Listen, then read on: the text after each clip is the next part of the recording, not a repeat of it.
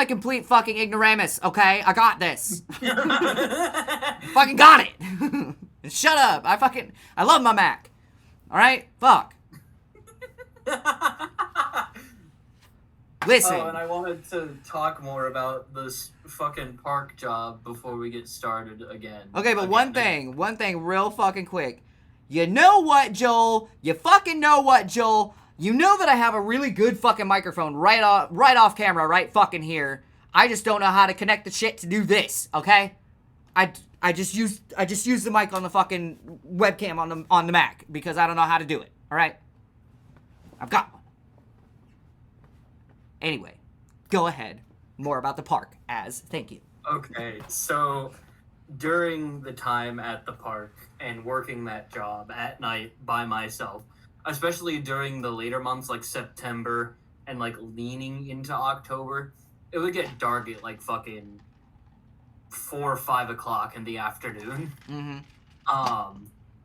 Afternoon to evening. So I'd be like, I wouldn't say exploring, but I'd like drive around because they gave us this like shitty little side-by-side we could drive to, do work around the park.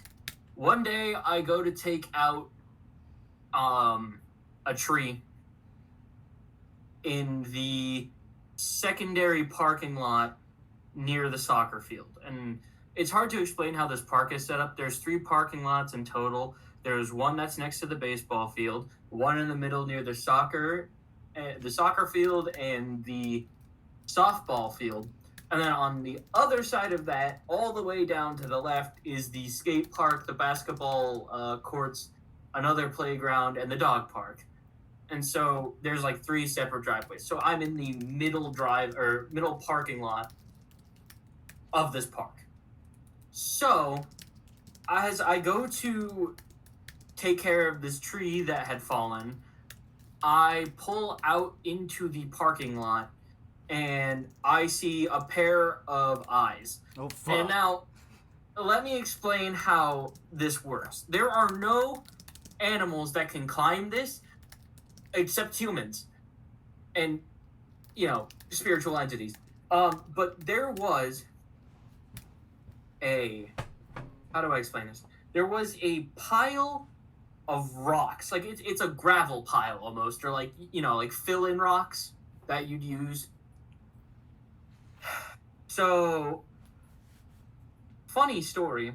The pair of eyes are on top of this fucking mound of rocks in the middle of nowhere in the parking lot. Like, it's all the way on the back side of the fucking parking lot. And it's just 2 piercing white dots on top of this gravel pile. Okay. And I know it's not a fox or deer or birds. There were no sounds at all. I would have heard it. Yeah. So I pull a flashlight out, right?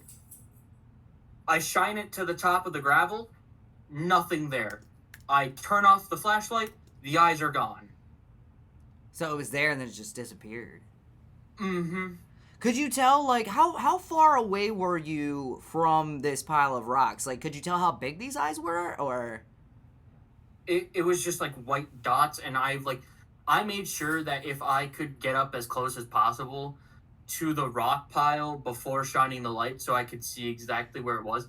But it was, like, basically, and they were at, like, human eye level, if that makes sense. So if you're standing on top of the pile of rocks, they're about your eye level. Shit, okay. Compared to an animal's. Yeah. So, and I flashed up, and you would see a person if you used a flashlight and flashed up at the top of that. For sure. Nothing there, and they were gone. So, I heard no noises, and so I was curious about, like, maybe something had happened here. So I asked one of the older gentlemen that worked with me who, how do I explain this? Let's see. Apparently, this was years ago, too. This was, like, I want to say, like, the 90s when this happened. Because this gentleman was younger at that point in time, but still working in the park. He had told me that there was a homicide in that parking lot. Right where the pile of gravel is. Shit, motherfucker! Shit! So, and I didn't know this at the time, but everyone who's worked in that park referred to that parking lot, because like I said, I worked alone on my shift after learning the ropes. Yeah. They called it the homicide parking lot. How fucking nice of them. Yeah. So that parking lot had something that happened in it, and Yeah. I'm like, oh, that explains a lot. And yes, on top of that, it is also Native American land. Which doesn't help. Okay. No, it doesn't help. It makes it worse. It does. So, okay, I have questions. I promise, guys, we will get back to the music in a second, but, like, if you weren't here earlier in the stream, I had a whole fucking paranormal interaction last night that I have never experienced before and got touched and shit, so now we are hearing Az's story more about this park that he worked at. So I have questions about, Yes. So you said they, like, knew that there was a homicide that had happened in this park. So... Yes, it's reported, and it has police reports on it. So you pulled them up, like, you actually, like, got this information. Mm-hmm. Oh, fuck! No, it's legit. It is Crazy. fully legit. And I know this guy, he would not do this shit to scare me, but I did it anyways, just in case. Because No, you gotta check. guys like to true with each other. So I pull up the fucking papers. No, it has a full-on fucking report on it. Jesus, fuck, bro. So, yeah, some guy got fucking shot in his car, and the car was sat there for like a day or two. Ooh, he started stinking.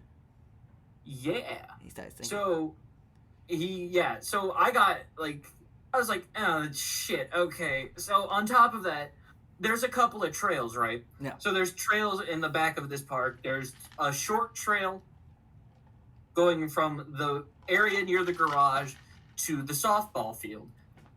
And it's like a slight, like a straight path with a little bit of turns in it and like just two big turnoffs. And so on the way to the softball field, there is a secondary path off of this trail. Okay. That leads further back into the woods. Uh-huh. And that was blocked off by a tree about halfway through the working, like, months. A tree had fallen. No one's gone back there to pull it or move it at all. It just sat there. And so I never went back there. On top of that, I tried to never go back there at night. Mm. Now, during one evening of working, it's dark out already. Crab course, some shit, I don't know. Jesus Christ. I love crab. So, I'm driving along this path. Mind you, I'm going around this bend near this secondary walkway, whatever fucking thing it is. It's a trail. It leads back to some, like, power lines, and then it leads in towards a river. Oh. Yeah, but that's not pertinent to the story. It is. So, well, yes, and... If you know, you know. Water is an amplifier. It's an energy source. Is fucking... Yes. Anyway. Well, on top of that, it had rained previously as well, like the day before. Oh, good. So I'm going around this bend on this trail, and I pass this woman. It's dark out. I'm like, what are you doing out here? I never question it. It's dark. I'm like, I just say, excuse me, sorry, and I drive past. And I turn around, like a couple of minutes later, I do a turnaround and I go down the path. Mind you, I looked in the parking lot, both parking lots afterwards. Not afterwards, but like during this whole situation. There is not a car in the baseball field parking lot. There's not a car in the secondary parking lot. So I go down, because I was coming from the softball field, so I would have saw if there was an extra car sitting in the parking lot. Yeah. There was nothing there. And there was no cars in the basketball court parking lot or in that area too. So I pass this woman. I turn around. I go back. I see nothing again. And I'm going down like the trail towards the basketball court. I'm going down the trail to the other side, just doing my jobs. I never really thought about it until like the ending of my shift. Yeah. where the fuck did she come from and where the fuck did she go? Well, what Cotton was Eye Joe. what- But still, like seriously. What was she It's like, wearing? what the What was fuck? she wearing? Could you tell like what kind of outfit she was wearing? Could you tell like did she look homeless or something or like what did she look like? No.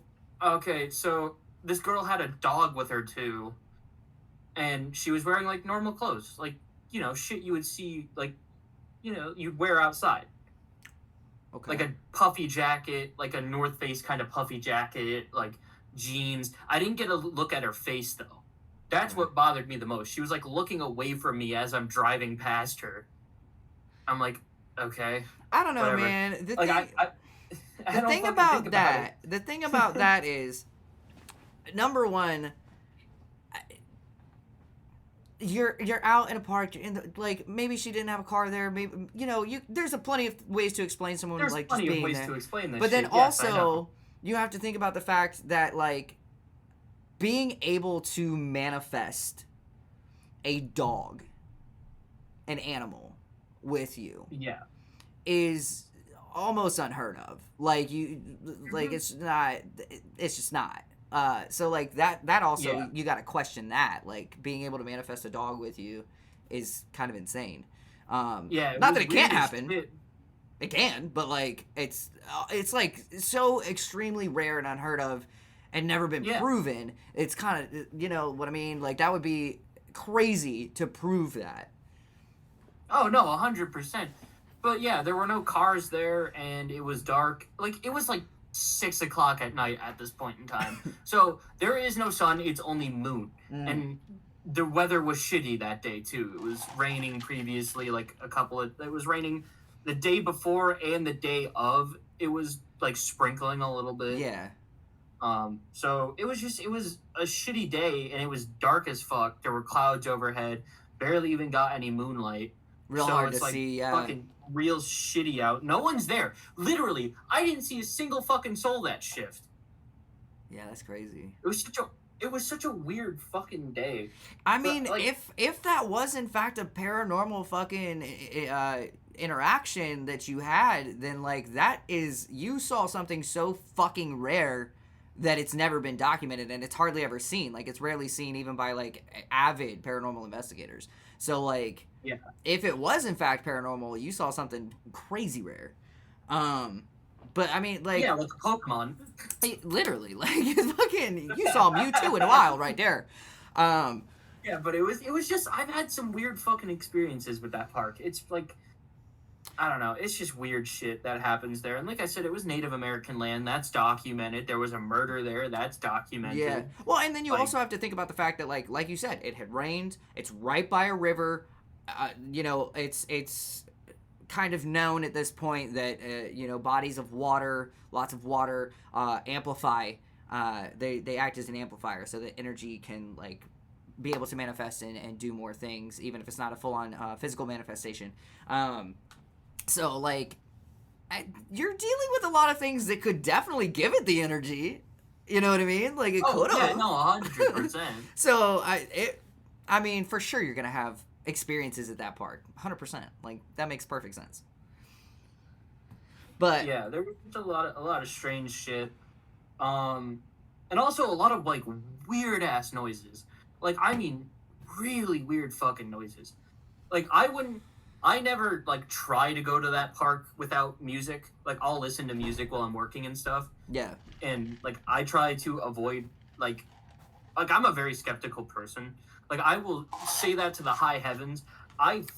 You have to give me fucking facts and logic for this shit before I even start to believe half the shit you're saying. Right? exactly. Like that's what I was saying earlier. For anyone who missed it, like I'm a very scientific, logical fucking person. Like I will always try to debunk fucking anything. I will try to sit here and play it off like it was something else. I will do anything in my power to sit here and not have it be paranormal because I've had so many paranormal things. Like I don't want it to be real. I don't want any part of this shit. No, I don't want to deal with it. If it's real. Yeah, I don't want to deal with it. I don't want to see it. I don't want to hear it. I don't want to feel it. I don't want to just leave me alone. But unfortunately, because of my ancestry, even as close back as my great grandma, it's there. So like I am kind of a sensitive, and the shit is just attracted to me. And also, I Mhm. think that there's something to be said too, which has been brought up. It is something that paranormal investigators and people that are into the paranormal stuff will say even that, like, if you have been through a lot of death in your life, you're Mhm. more prone to it as well. And in my lifetime, I've been through 35 deaths of people that I know. So, and Mhm. I'm not even 35 years old. Like, Yeah, I'm no, not even I 35. get that. So, It's not like like, one death per year. It's been like a couple yeah, it's been a lot. sprinkled with like in and out of it. Yeah. It's been a lot. And also, I mean, if you deal with traumatic deaths in your life. Oh yeah, So, like instantaneous, kind of like drop dead. What the fuck? well, not even just that. Like, apart from, like, just drop dead or whatever, if you deal with people who committed suicide, if you Oh, that deal too. Yeah. with overdoses, whether on purpose or not, murder, I have actually had to deal with a murder of someone that I knew, which not a lot of people. I've never met anybody other than. Thank you, Darna. Yep. I've never met anybody who has had to deal with it personally, other than it was my ex mother-in-law was murdered. So Mhm. like obviously my ex-wife and Oh. her family, they're the only ones that Yeah. I've ever known that have dealt with it, but we dealt with the same one. So like I Mhm. you know Yeah. that's also a difficult thing. So when you're dealing with a lot of death and then traumatic deaths sprinkled throughout all of those, that has been known to amplify your kind of like Connectivity to the other side. yeah, Yeah. No, yeah, it's weird. yeah. But yeah, So I get what you mean.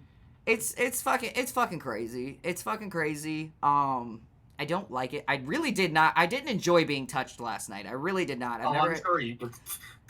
I That could be phrased so many different ways, but yeah, no, yeah I know what you mean. yeah. No, I mean it's so like No, I've no context. yeah. So I've never had a paranormal being a person that is no longer here touch me before. Um, Yeah. It didn't piss me off though, like the one that fucking threw scissors and cut me in the fucking arm off my desk. That one pissed Yeah. me the fuck off. Last night I wasn't like mad. It didn't seem malicious. It didn't seem negative. It wasn't even Like trying to push me. curiosity. Yeah, it was just kind of like a hand on your back, just like, hey, I'm here. Like it wasn't a push or anything. So I wasn't like mad, but I did not Yeah. like that. You're gonna touch me? I don't even fucking know who you are right Yeah, now. yeah, yeah. Man, But I don't know. I mean, death is like one thing, but I've also been called weird because I'm very comfortable with it. I You know, like the idea, like the philosophical idea of it. Like, not even to believe that there's an afterlife, but I've been through funerals and I just don't fucking cry. Like, I'm the one consoling everyone I will. during I'll grieving say that like processes. I cry. I'm very sensitive to death. Even though I've been through fucking 35 of these motherfuckers, I'm very sensitive to it, and Oh, I yeah. cry every time, even if it's not someone that I particularly liked. Like my fiance's nephew who killed himself almost a year after my nephew killed himself. That one, Yeah. we hated each other, and I do know that he's the one that fucking threw the scissors at me, the jackass. But I You're a still at his funeral, I went to it with her to be support Yeah, for her and course. the kids and stuff, and I wanted to sit there and cry because I'm just so sensitive to death, and I can feel the pain in the morning. Like, it's such a weird thing. What I feel is I feel the people around me's pain and their energy, but then I also can feel like the over looming pain of like almost it's almost as if like the person is watching their own funeral. And yeah, like you I feel the grief of their body. It's weird. yeah, like I'm feeling the pain of watching the loved ones grieve over.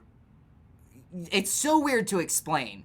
So like it's You're like the vessel for the person who died. kind of like I'm sitting here. I'm obviously sad about like the people. Like I feel their energy around me, but then it's this weird thing that like happens in my head where I have like my body emotionally. That it's like Mhm. I feel this grief of like this person watching everyone that loves them cry over them. Yeah. And like It's like, shit, maybe like a regret, kind of. not even like maybe a regret, not even necessarily that, just like, fuck, I'm gone. And I can't be here for them, and I love these people, and I hate to see them in pain. You know? It's like a very strange feeling. But I have refused for many years to dive into the fact that I am a sensitive, and I do have abilities like the rest of my fucking family. I've refused forever to dive into it.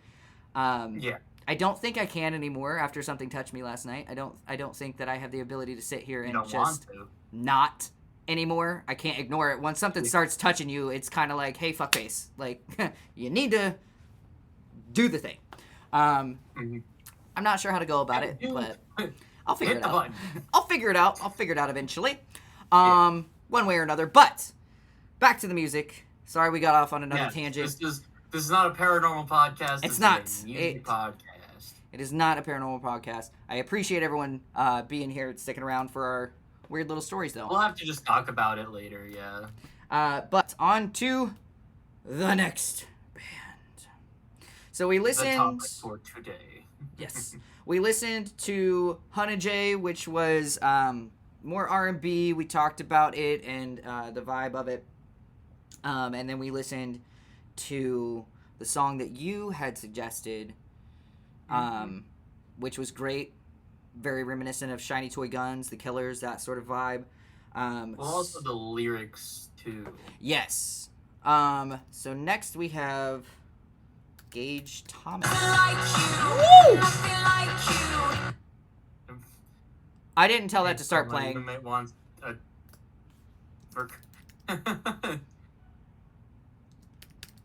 I didn't tell that to start playing, and that is not the first occurrence. It's not even a shirt size. That's not the first occurrence in the last fucking 2 days of music randomly fucking playing around my house. Sorry about that. Anyway. Oh, that's kind of funky. Hello. Yeah. And weirdly enough, it was fucking Shiny Toy Guns that was just like sitting here fucking... Anyway. It's fine. We're not going to talk about it. Gage Thomas. No, we will not do that. Gage Thomas Band. Gage Thomas Band is where we are now. Gage Thomas Band has 32 monthly listeners. Let's see if we have a bio at all. We do! Yes. Okay. The Gage Thomas Band believes in the experience of music. We let the energy of the moment take us wherever it desires, creating a unique musical experience. Love that. Looks like they are an Ohio band because most of their listeners are coming from Ohio cities. Looks like it's probably going to be like something psychedelic. From the description and like the visuals on their album here, and I'm guessing by looking at the songs we've got, the only one that hit over 1,000 streams is their top one, "Take a Chance," because otherwise it would tell us some numbers on the other ones. So we are gonna listen to one of the other ones and try to help them out here. Which one sounds good to you, Az? Anything jumping out at you? The second song. All right, What a Day to Be Alive by the Gage Thomas Band. Let's go.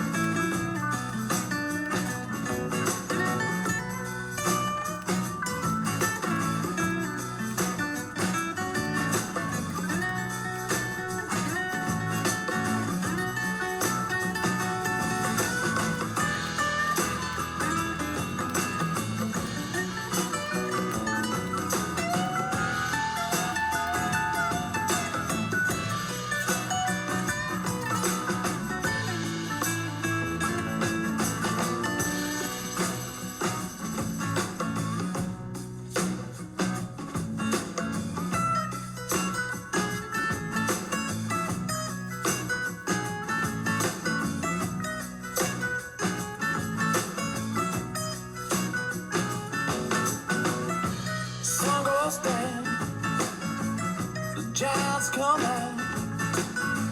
There's faces in the trees and bubbles dancing in the breeze. Feeling good, feeling right. I'm feeling love, feeling all that is mine. Man wanted me to be alive.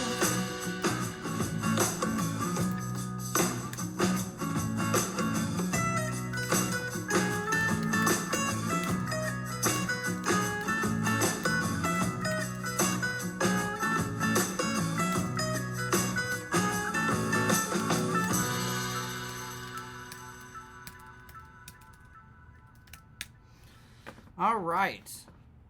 That was the Gage Thomas Band. Song was What a Day to Be Alive. Now, I saw a lot of comments about very reminiscent of Sublime, a little bit of Dirty Heads, a little bit of, I think somebody said Slightly Stupid. I can agree with all of that. I definitely can agree with all of that. It is giving me another band, and I just can't think of the fucking name. But they... 311? No.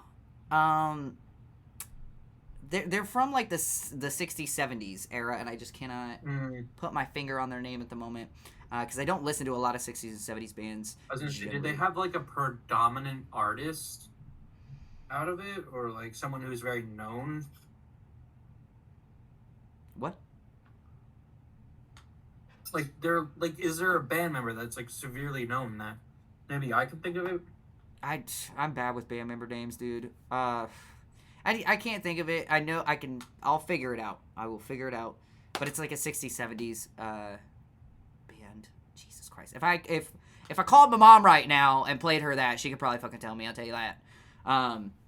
My mom she was a actual flower child. My mom was born in 56, and she actually did sell flowers on the street in the fucking 60s and 70s with her big ass afro, because she has kinky curly hair, but she's probably asleep by now if I'm being honest, because she's Aerosmith? pretty old.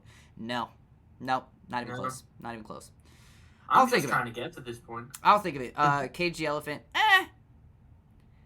I didn't really hear Cage the Elephant in that.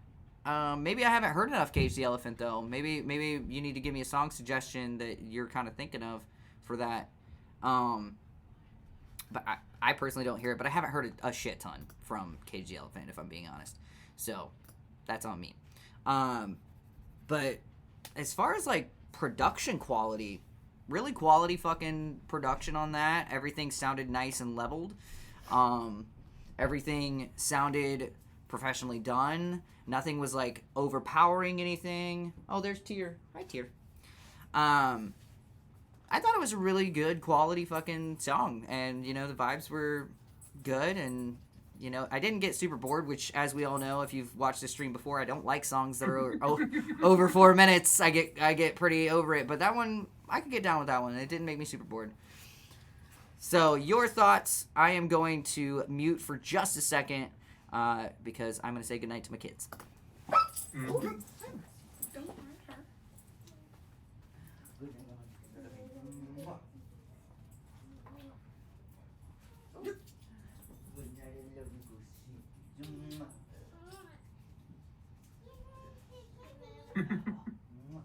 You just wanted to say something.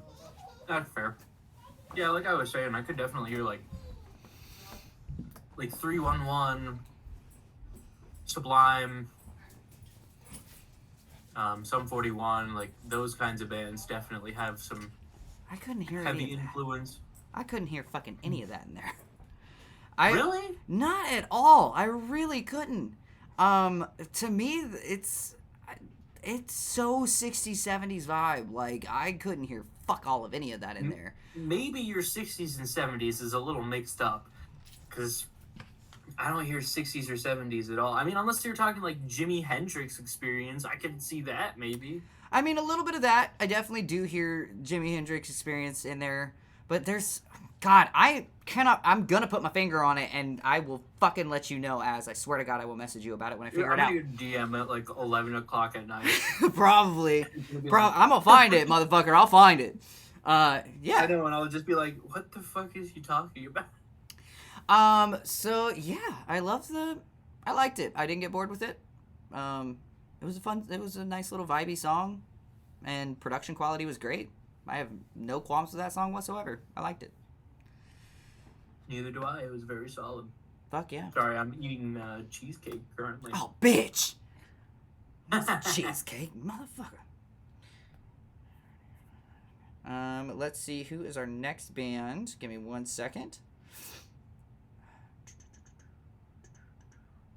Stacy Bell. Bee Gees? I'm trying to think here. Yeah, I could see the Bee Gees. Stacy Bell. Oh, Bell. Bell. Do we have a Stacy Bell on the spot? There we go. Okay. Stacy Bell. Spell with a 3.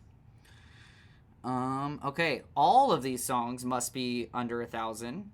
We only got, let's see, how many we got? We got 8 songs total. Looks like double release on Tyrants, and then we have 2 of Broken Spoke, but this one looks like it's probably a different version. Let's see if we've got a bio here. What's up? 23 followers. Do we have any monthlies? Do we got monthlies? 0 monthlies. Okay. All right. Let's see. Stacy Bell is an Austin-based neo-traditional country singer and songwriter. Her songs blended traditional vintage country sound in the vein of Loretta Lynn and Kitty Wells, with modern themes and a wry sense of humor. She is also heavily influenced by early rockabilly artists such as Janice Martin.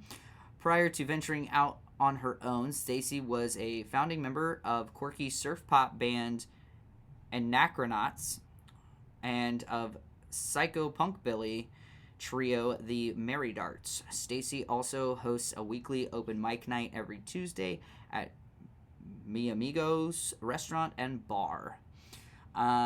Okay. I love country. This sounds a bit... I'm gonna have to keep my biases to myself. You are. I like country. Yeah, I know. Think about the production quality. Think of the song structure. Think of the writing. Yes.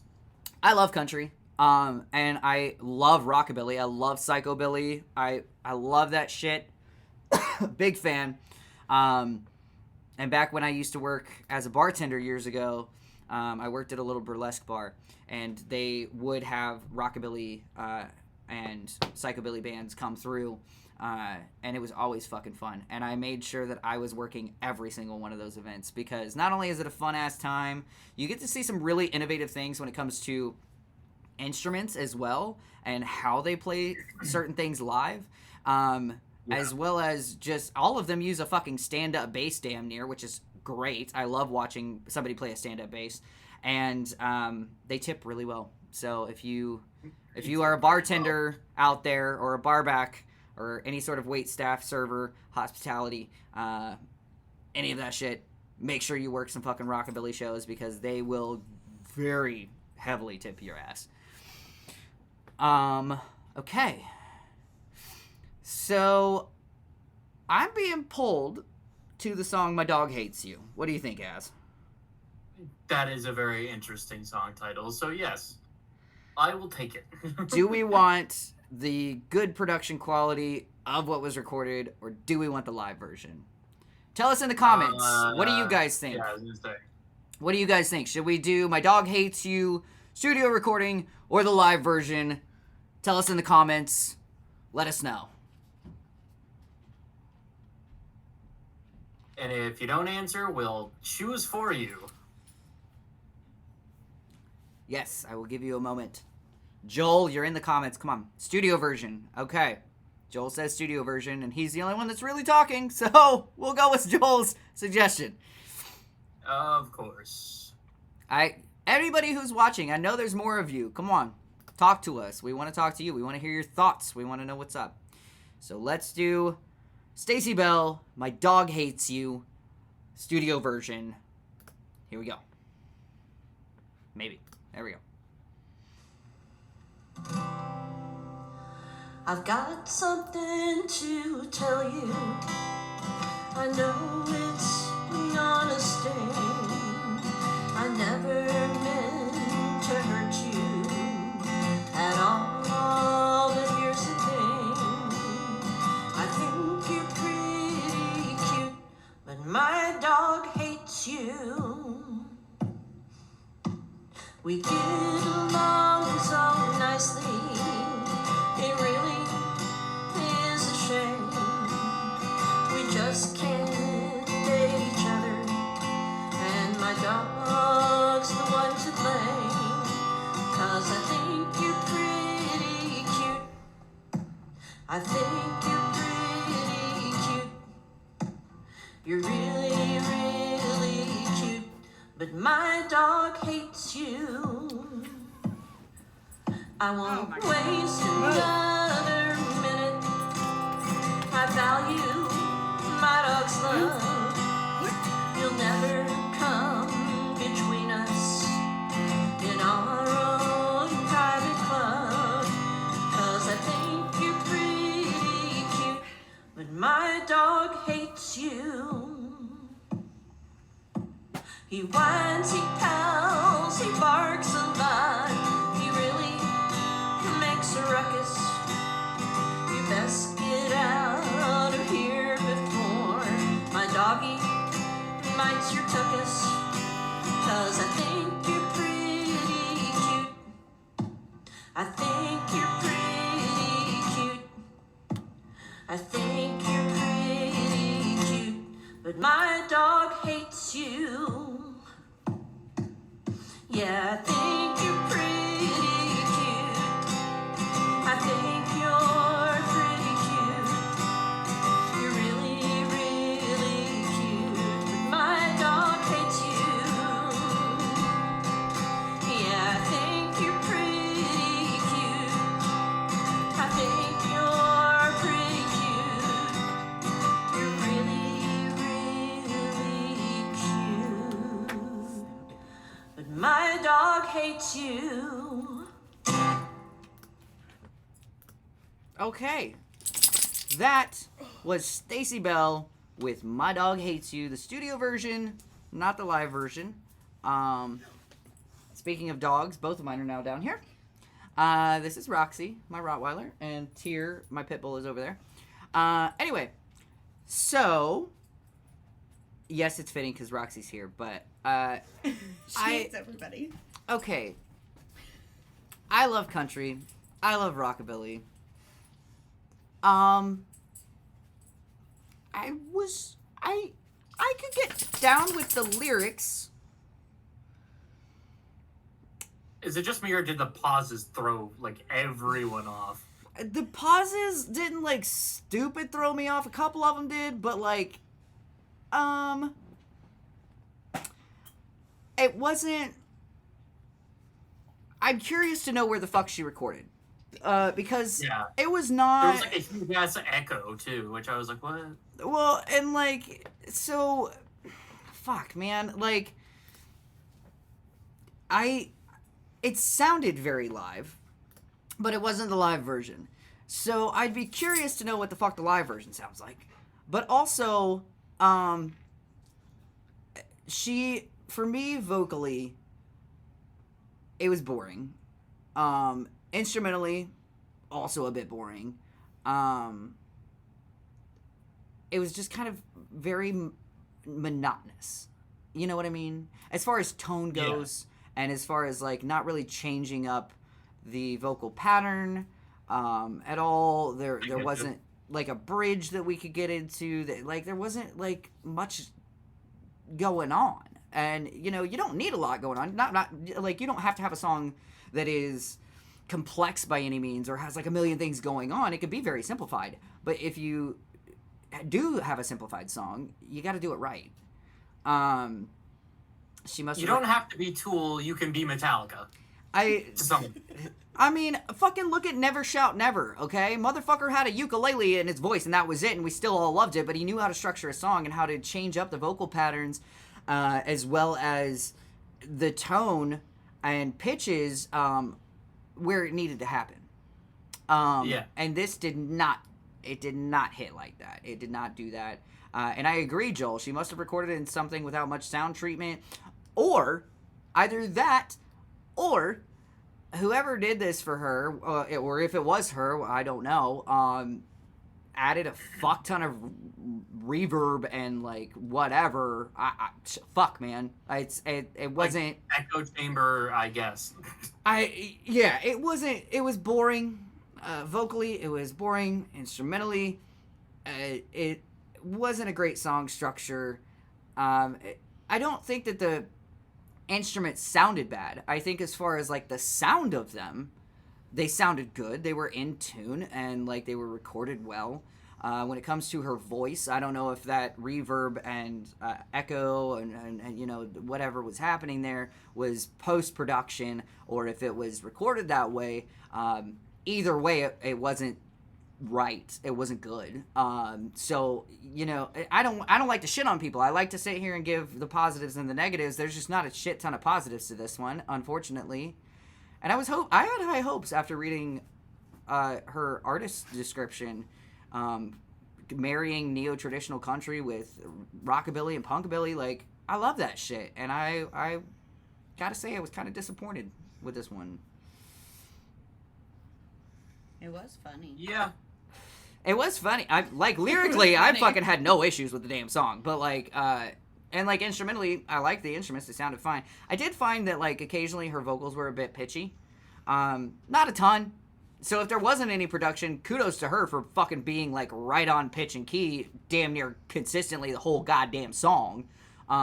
It's really just when she got into, like, her trying to linger on and do that vibrato that it got a bit pitchy. Which can happen to fucking the best of us, honestly. But, like, it's... I was disappointed. I was disappointed. I think just to know, I'm going to play just a little bit of the live version to see the difference. Watch they mixed the fucking titling of it. That was the live version. Bro. Okay. That would be fucking comedic as shit. Oh, so we have God, lyrics. We have lyrics on the live version. Look at that. Okay. But let's just for a second just to fucking hear the difference here. I'm so curious because I swear to God, if that's what happened, I'm gonna feel so bad. I've got something to tell you. I know it's gonna sting. I never meant to hurt you at all, but here's the thing. I think you're pretty cute, but my dog hates you. We get along so nice. Okay. It's the same fucking song. All they did, all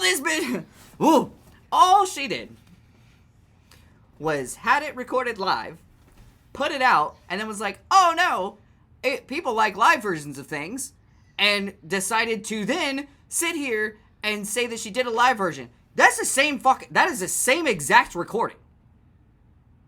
I don't know what to say at that point. There isn't as much echo. Bullshit. Dude, that's the same fucking recording, hands down. Fuck off. Garbage. No. That point is invalid as fuck because it sounds the exact fucking same. Literally, dude. Okay, you recorded the live version. Great. And I'm all down for a live version of a song. But don't sit here and pretend that you have a studio version if it's the same fucking recording. That's bullshit. That is bullshit. Now I'm curious about, like, just fucking MIDI tracking everything and seeing what the fuck is different about it. I gotta say, for me, this one is a nah. Stacy does not have it going on. You are right, Joel. Stacy does not fucking have it going on. Stacy's mom does not have it going on. She does fucking not. I can't with y'all. I'm out. So, I'm sorry. For everyone who is potentially still with us, this is my fiance, Felicity. She has joined us for the rest of the stream because the kids are in bed and she is able to be down here with me now. Yeah. But and we lost a host. the end of Texas Roadhouse. Listen, I'm just here, y'all. That's completely okay. She's just here. She loves music. She loves all forms of music, all genres. And since being... Except gospel. Yes, but we agree on that. Fair enough. But since Yeah, being that's with another me one and being in my, like, little studio mind of everything, she has been able to sit here and pick up on production things and kind of get an ear for pitch and other things like that. So she does have a little bit, but more of like a fan perspective over here, more of the... But I do have a production lot side. more knowledge than I did before we got together. Let's Yes, keep it real. 100%.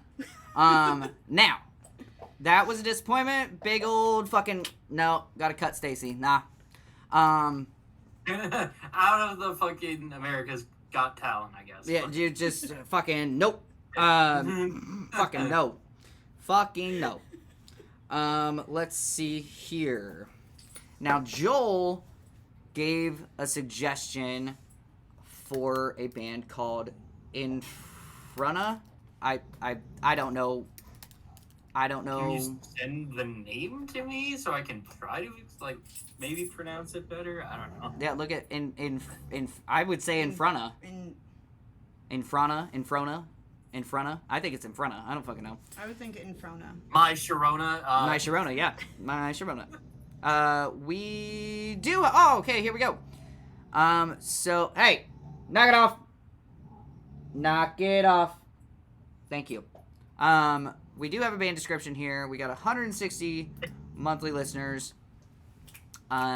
Northeast Ohio deathcore band, Infrona, whatever. Mixes the brutality of deathcore and the beatdown of hardcore to truly give a getting spin kicked in the head feel to their music. New to the scene, Infruna has dropped their single Right in Front of You, giving a very heavy, punching introduction into the community. Aha, comedy. All right. So, Joel, I trust your judgment when it comes to music. I'm excited to hear this. So, If you fail us, you're dead to us. yeah, you're fucking dead to me. Here we go with Right in Front of You by Infruna, however you say it.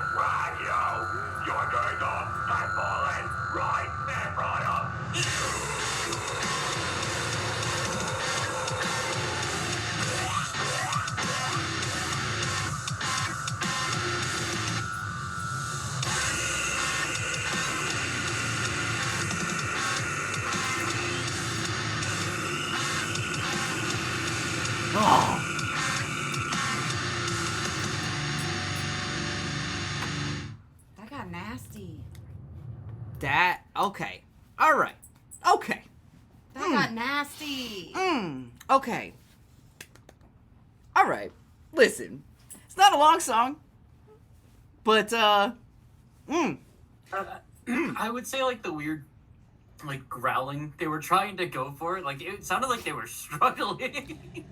So That makes me- a it little was like a weird like a rasp to it, but I feel like they were trying to go for like a deeper growl, but it was just not happening at that beginning point. It sounded like he choked on something. It's like okay, threw me off a little bit. There was a couple spots that I had a little bit of an issue with the choice of scream tone, but only a couple. I do love that it went into fucking halftime for the breakdown, and then it went even fucking further into that breakdown. That was that was great. that was sick. I love that.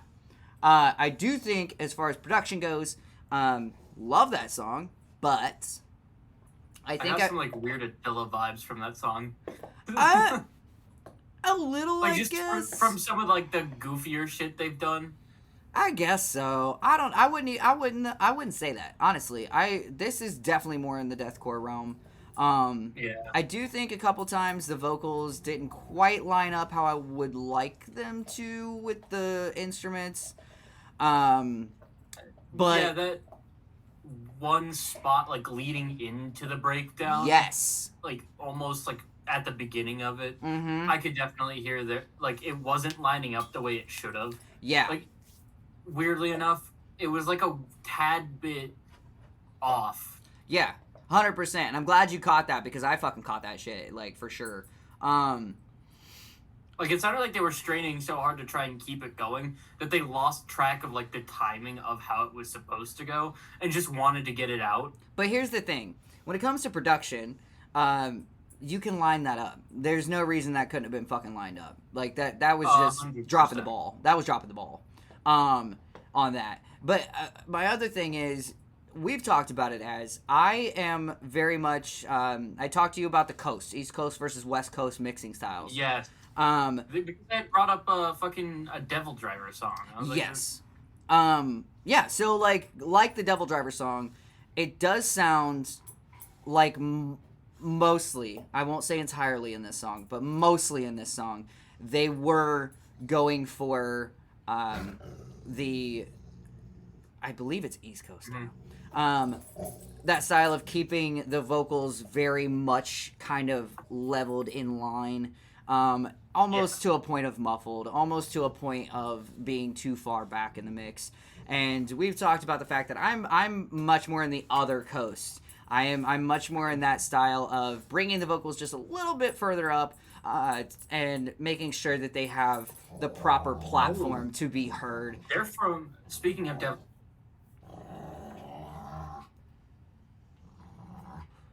You got quiet. Where'd you go?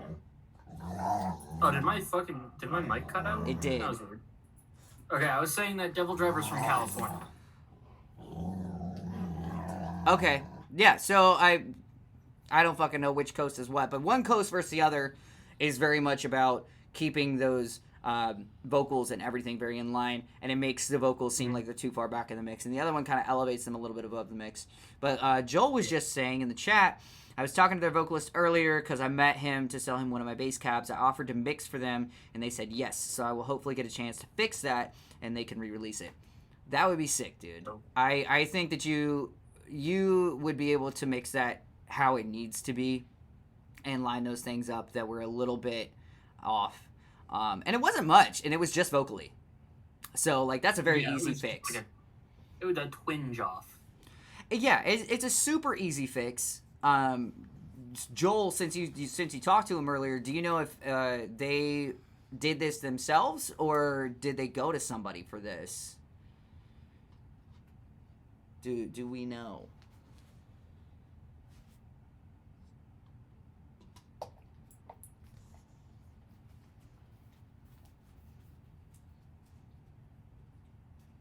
We'll see if he answers in a second.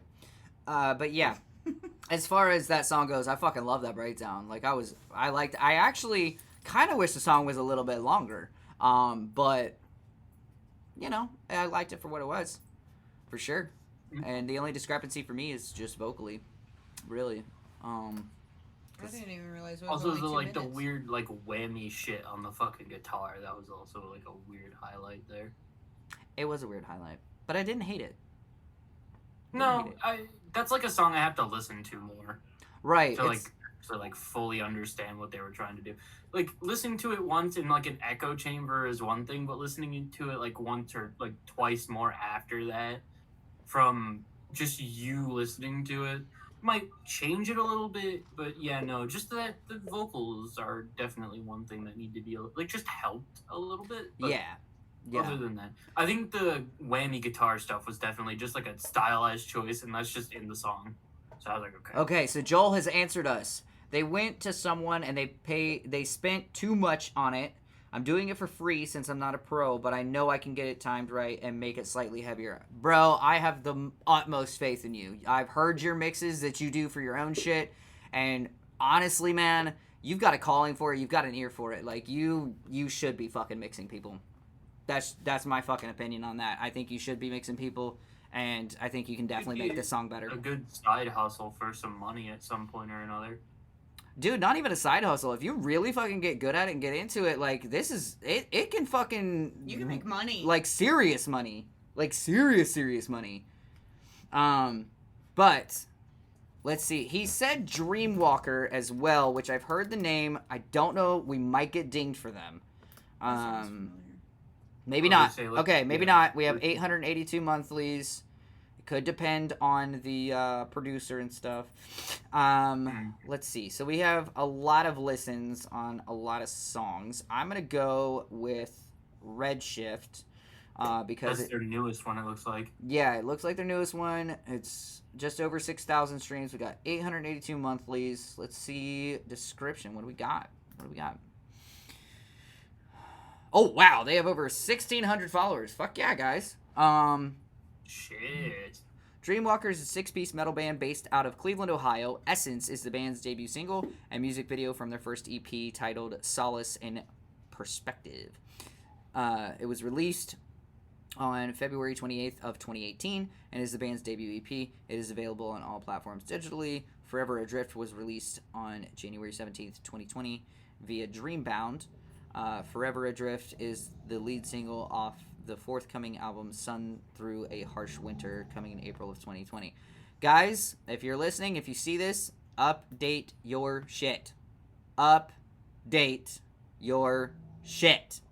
Please. And thank you. I cannot tell you how many times I see bands that, you know, they might update their information on social media and things like that, and then they drop the ball on updating it on their website, or they drop the ball on updating it on their platforms, on, you know, their Spotify, their Apple Music, you know, things like that. You gotta have a checklist. Like, make sure you're updating everything as you go, or just don't put release shit in there at all. Like, for Spotify and like streaming platforms, just don't. You know, have your description as a band, have your bio and that stuff. Or even you could put in big bands that you played with or had collaborations with. But I do find that almost always bands drop the ball on updating it in their fucking streaming platforms, and it's not a good look. So please update your shit. Now, here we go. We're gonna listen to Redshift by Dreamwalker out of Northeast Ohio.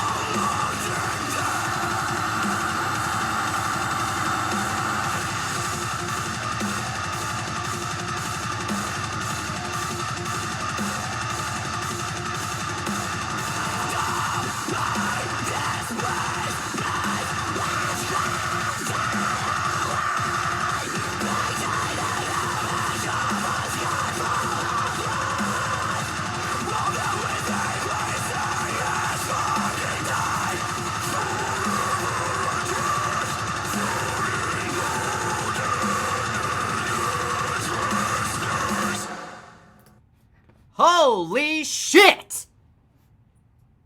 You were getting it. I'm sad I've never seen this band. I thought I've heard them before. Like, I had to have on, like, the Smart Shuffle or whatever. Dude, that was sick. That was fucking sick. Yeah, no, 100%. That was fucking Jesus. dope. I like them Production. better than the last. Production quality, fucking amazing. They had a stream video, which I love to see. Fuck, dude, that was heavy. It hit all the things. Gave me all the fucking. I loved it. I loved it. Every part of it. I Who loved all of it. suggested this one? Joel, of course. Good play. Joel, of Good course. play. Dude, that was fuck. There's nothing. Well, nothing. That I would even solidified he's not dead to us.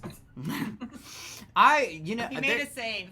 there's nothing that I could even begin to give as any critique or feedback like that. That was sick. No, that was Perfect. Perfect. Amazing. Just the way it was. I fucking love that. That I was really liked cool. it. I even started following them on Yeah, Spotify. dude, they and, fucking 100%. they're going Give it a on. follow. They're going on my liked playlist for sure. Dude, that was. I want to see them. I want to see them bad. I want to see them We real should bad. look and see if they have any coming God, up. That was good as fuck. Jesus Christ. I know my shit. How dare y'all doubt me? I'd never doubt you, Joel. I never doubt your music I never said I suggestions. doubted you. I just said that if you gave us some shitty music, Listen, You're I good? would disown him. I would disown him. disowned.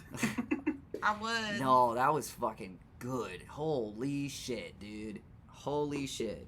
That's banger. Fucking banger. God. Oh, I'm sad that I haven't fucking heard them and like Well- seen them. Jesus. Well, we're gonna try and figure out if they're playing anywhere. Nope. I said Sunday, not Monday. I said almost Sunday. Maybe they don't exist. Bitches. Or you got it wrong. I did not get it wrong. They don't have a Spotify, I guess. Uh-oh.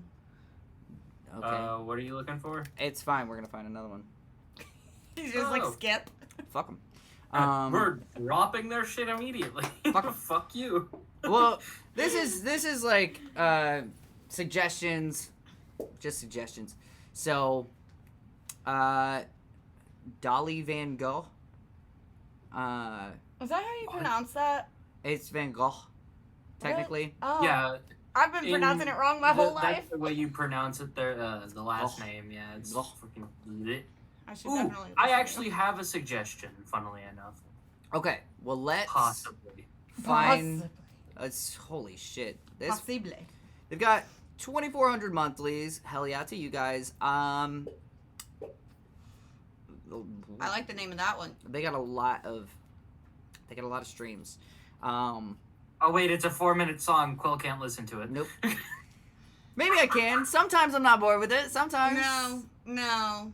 Um. The likelihood, no. I love let's you. go. But no. Let's go. Let's fucking Okay. let's do it. Let's do it. Okay. Let's do Play Little Hell. You wanna do it? All right, I'll send it to you. We'll do Play Little Hell. Play Little Hell by Dolly Van Gogh is what we're gonna do. Ooh. Okay. Oh, what in the world? 2023 ECMA winners, Dolly Van Gogh, are a female-fronted hard rock band from Halifax, Nova Scotia. Hell yeah, Canada.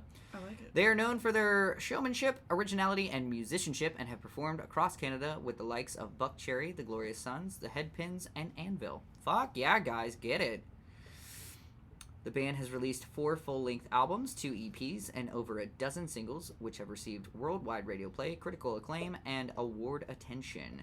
The latest of these, an EP entitled New Blood, Old Wounds, won the 2023 East Coast Music Award for Loud Recordings of the Year, and was also nominated for Rock Recording. New Blood, Old Wounds is mixed by multiple Juno and Grammy-winning producers Eric Ratz and Robert Laidlaw. We might get dinged for this motherfucker because of who produced their shit. Yeah, we probably would, especially if this guy's fucking known. Well, I sent you a song, by the way. You So sent- just in case. you sent me a song. Okay. Let's see who we got. What lurks within? Okay. I am a bit worried about getting dinged. I would love to play these guys, but I am a little worried about getting dinged because of their producers. Go check them out, though. We're gonna go for what you suggested. Bitch ass. What lurks within? Okay. Motherfucker hit the enter key too fucking quickly. That it's right there. 'Cause look, asleep at the helm. You got this. Woo! 23,000. Yeah, we're gonna get dinged as shit for this. Oh Lord. For that, really? Wow. They have less prevalence on YouTube than on fucking Spotify, man. Uh, I have noticed that's a thing because I used to have YouTube Music. yeah, we'd be better off Yeah. playing Dolly Van Gogh. Shit. Oh. Good music though. I'm gonna listen to it. I am worried about getting. Yeah, avoid it on stream if you can. Yes, I will be Fuck, avoiding why it. is everything gonna get DMCA? Yay. I don't. I'm I trying. start suggesting music and then DMCA. And in some of our other streams, I've been very lackadaisical about just like, fuck it, if we get dinged. I'm really trying to not get dinged because I know it could hurt us getting affiliate and it could hurt further streams and things. So, I will listen to it in my own time. Someone's cracking down. Anyway. Fucking DMCA. I know. Oh, it's such bullshit. Ooh, it's such bullshit. But people want fair compensation and just wages for mixing and producing songs. Go fuck yourselves. And I mean, I feel them on that, but also I'm just trying to fucking let their music be out there and known. I'm trying to show people some shit. That's all I'm trying to do. Exactly, How dare that's my point. It's like it prevents you from having more outreach because you fucking bone the people trying to show off your music. I know. You suck. God, it's hard. I wanna let me see. Does he have Let me see if he's he's way too far up there. Okay, never mind. Is that the one you Fucking want shit. me to listen to? Dude, I fucking Is that the guy? I love Jacob Lee so much. Oh,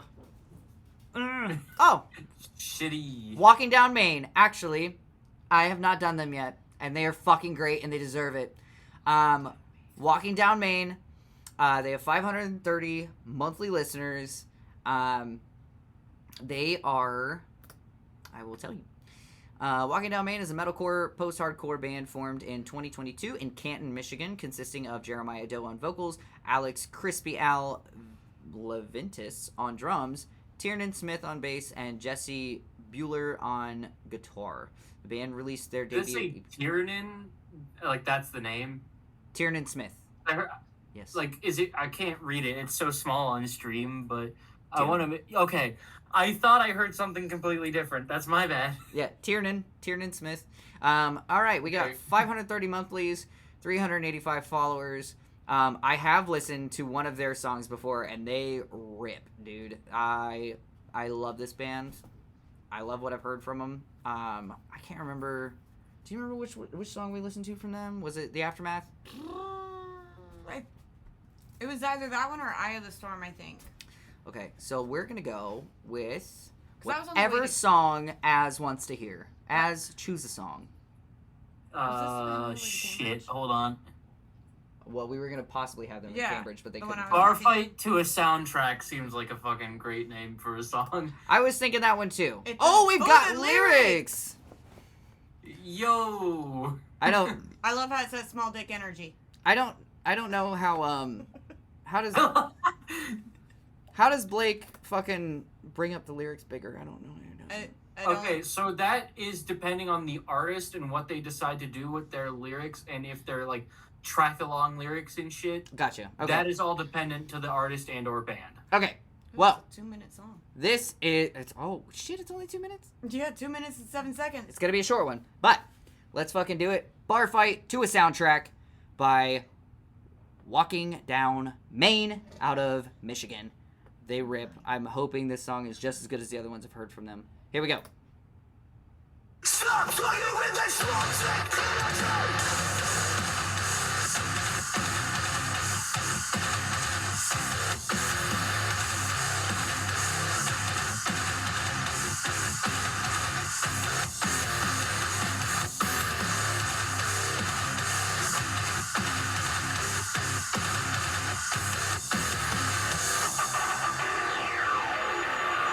Phaser.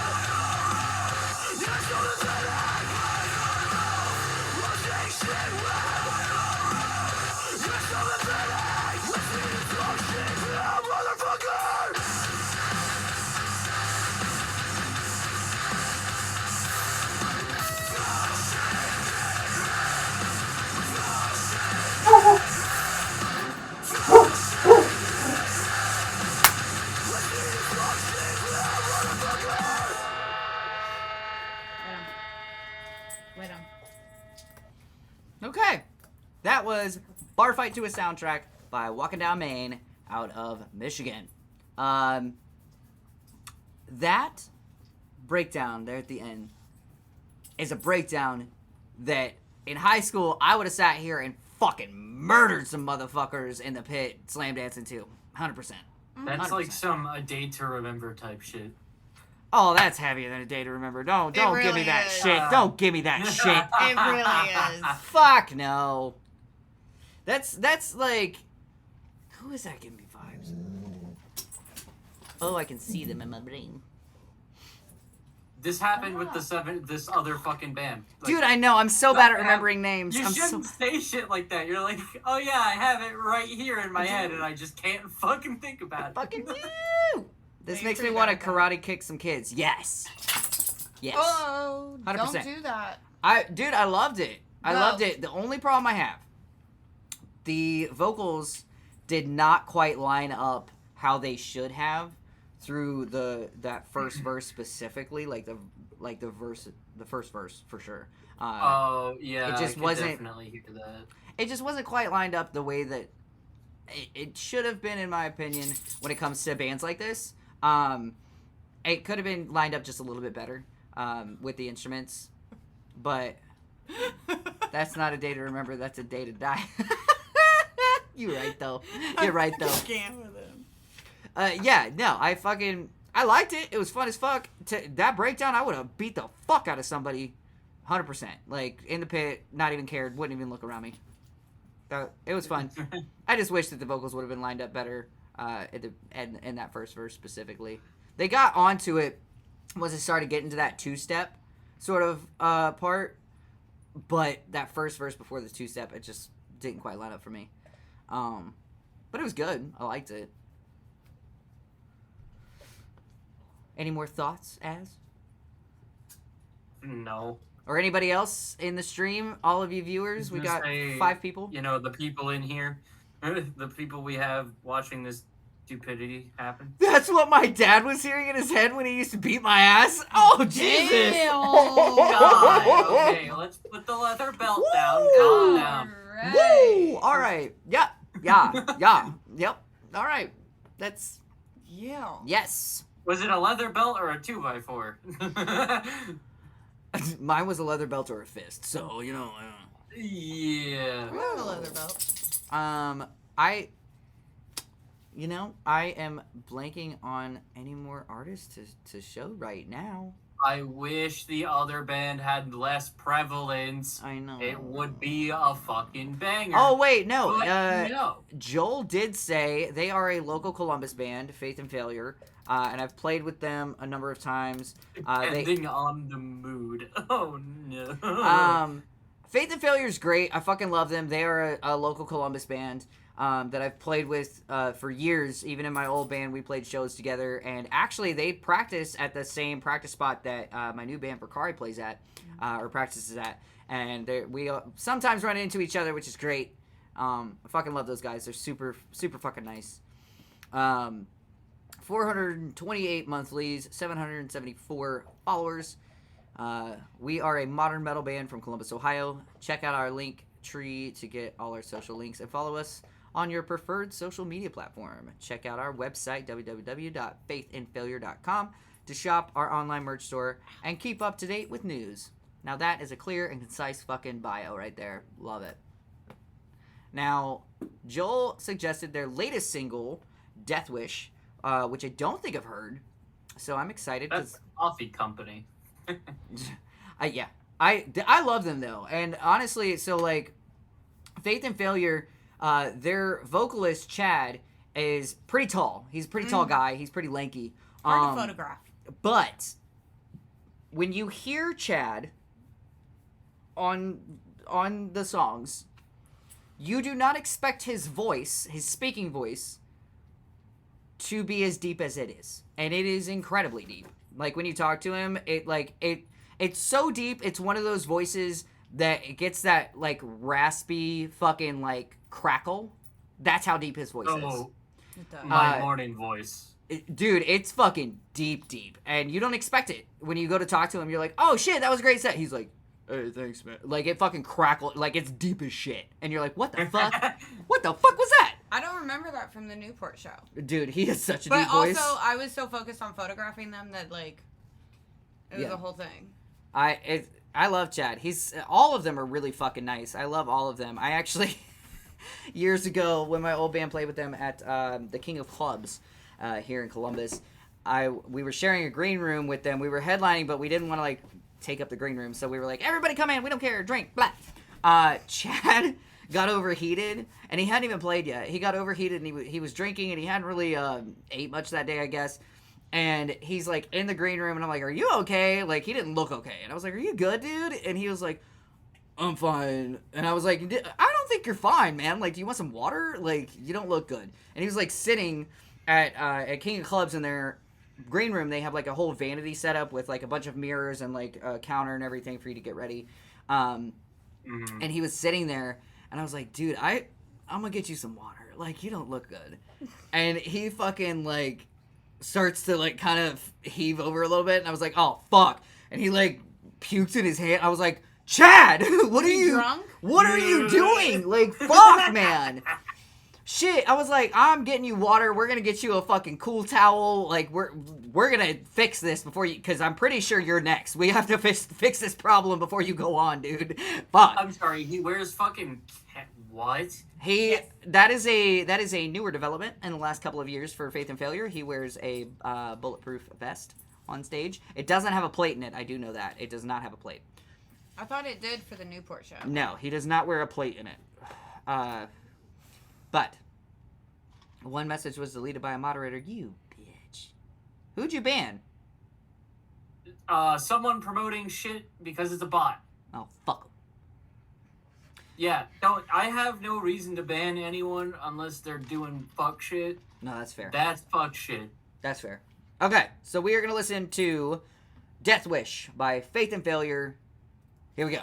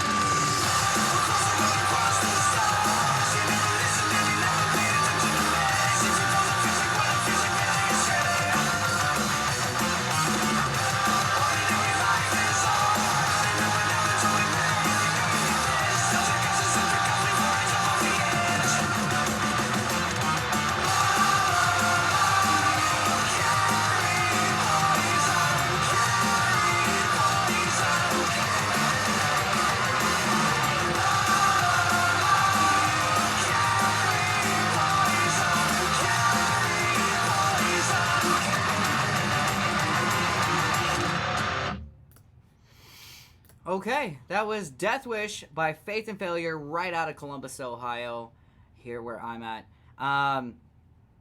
It gave me Escape the Fate vibes a little bit. Dead Rabbits, which is also Craig Mabbitt's other band, gave me some of those vibes in there, and it brought in I think a lot of like nice modern touches to metalcore while still keeping some of that classical, like bringing in the guitar solos, bringing in a little bit more of that late 2000s, beginning of 2010s metalcore. Kind of like takes you back to high school. A little, but Yeah. with like a nice modern touch. A little bit of Point North, honestly. I can see that in there too. I love these guys. I think they're great. They always put on a fantastic show.